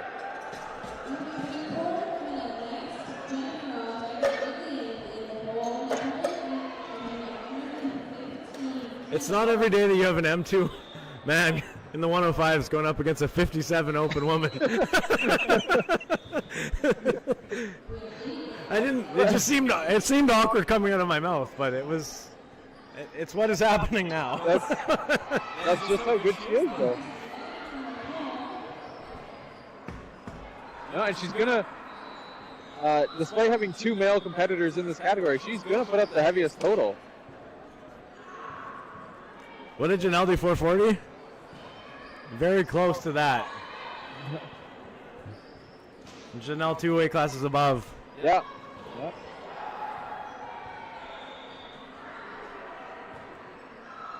But Nicole here going for 9 for 9. Bree already succeeded in that. Will Nicole join her? She did a really good job holding position on that deadlift. There's people whose back rounds, and then there's people who they pull the slack out of their back. You know, like their back isn't tight until they kind of get to that weight. I feel like she was kind of that second group. Because once it started moving, maintained position, smooth all the way to lockout, no issues with extension at the top. That's kind of the difference between an efficient rounded back deadlifter and an inefficient one in my mind. Well, there's time to get her ideally efficient.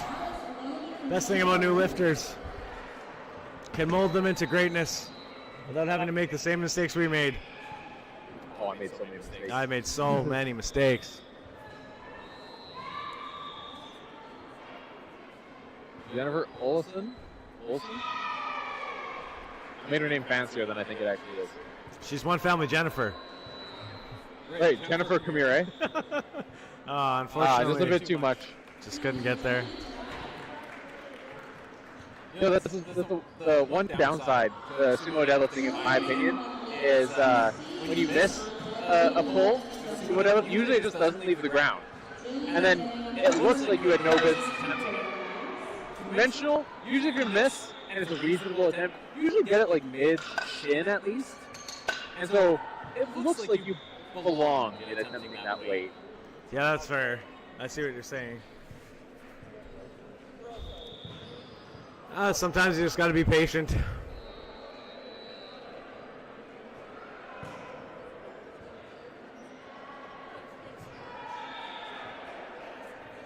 We got Jillian Jones coming over 140 kilos. Ashern's greatest lifter today. Did you scour the form, see if there was any other lifters from Ashern? Or you're just assuming? Today, she's the only Ashern lifter that has been represented in the survey. So today, she's the greatest. 9 for 9, what a great showing. We got 3 of them in this session that did 9 for 9. Monica could be the 4th. Not to take away from other athletes, but when you have the #1 performance of all time potentially, it does kind of detract from other lifters, and I apologize to anybody who may have been offended that we have been talking about something like that while they were lifting. Everybody deserves fair representation at a local level meet like this, and it is still a sport. We want to see the best performance, though. Absolutely. How about Craig? Good scrubber. How about Daniel? He's been up here for both sessions. Stefan? He's doing great too. Not even breaking a sweat. We got Christine coming out for her 3rd. Her 2nd, I didn't look at much slower, if any, than her 1st. Yeah, it was calm, cool, collected. Most of her lifts have been. We're an 85.8. I want to see where she is currently. She's 7. What was it? 89. Okay, so this isn't quite to the same level that we've seen her before, but I think this was a 2 weight classes higher than her best GL. So it'll tie her best total, but just due to weighing in heavier, there won't be an improvement on her GL. And it'll still look easy. I think that was just to get a national total. Yeah, most likely.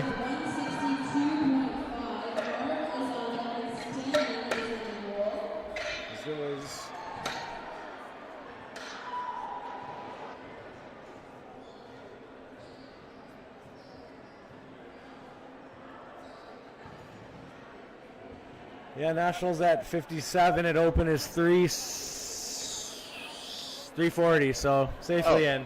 All right. Probably just needed the well total. Clear. Yeah.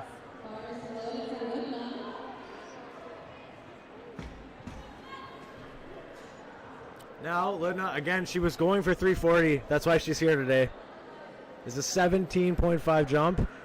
From first to second wasn't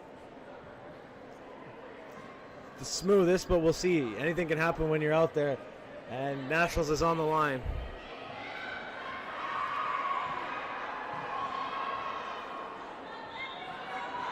Ooh.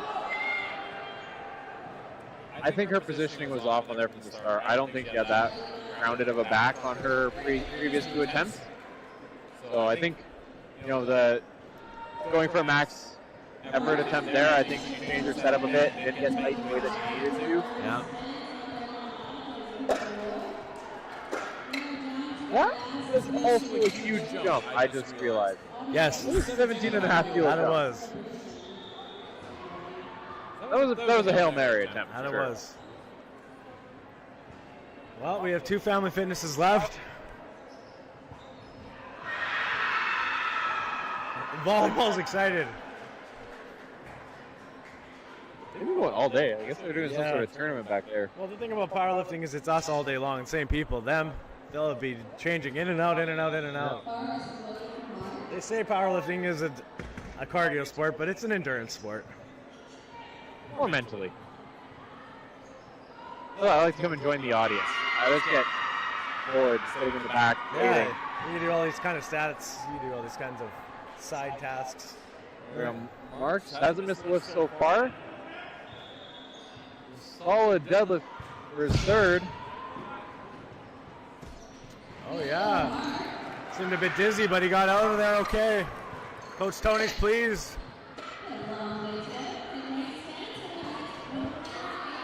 Our last one family lifter of the day. Cousins Stan. Okay. And Simon Camire. Stan. They hyphenate. That's right. Oh. Stan the man. 2 more to go. Stan's looking really, really solid. Again, a beltless lifter. I always respect that. Confident, looking good. One more shout out to our Ripped Rags apparel for their meat shirts here today. Part of the One Family factory of fabrics.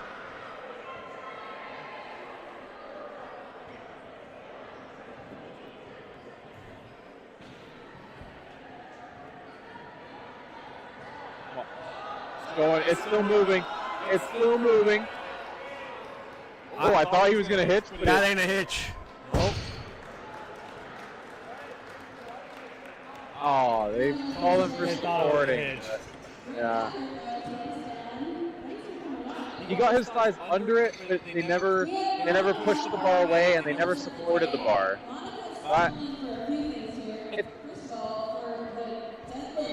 It's a tough call, but I don't think it went the right way for him. Yeah, I don't know. But it's okay. He'll come back next time. Folks, this could be the greatest total any female or male GL points ever in MPA. Dethroning a GL point score that has stood since before the inception of GL points. 2018 CPU Nationals in Calgary, Alberta, Canada. Haley Kostanuik hit 600 kilos in the the 84 kilo plus class.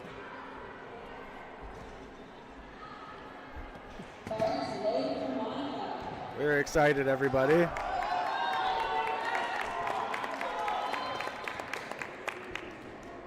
What do you think, Mike? I think she has this. I think this is going to be a pretty comfortable lift, too. Which just, I don't know where her ceiling is. I guess we'll find it. Hopefully not. Not today. No, she's got this. This is for the greatest total in the history of the MPA by GL points.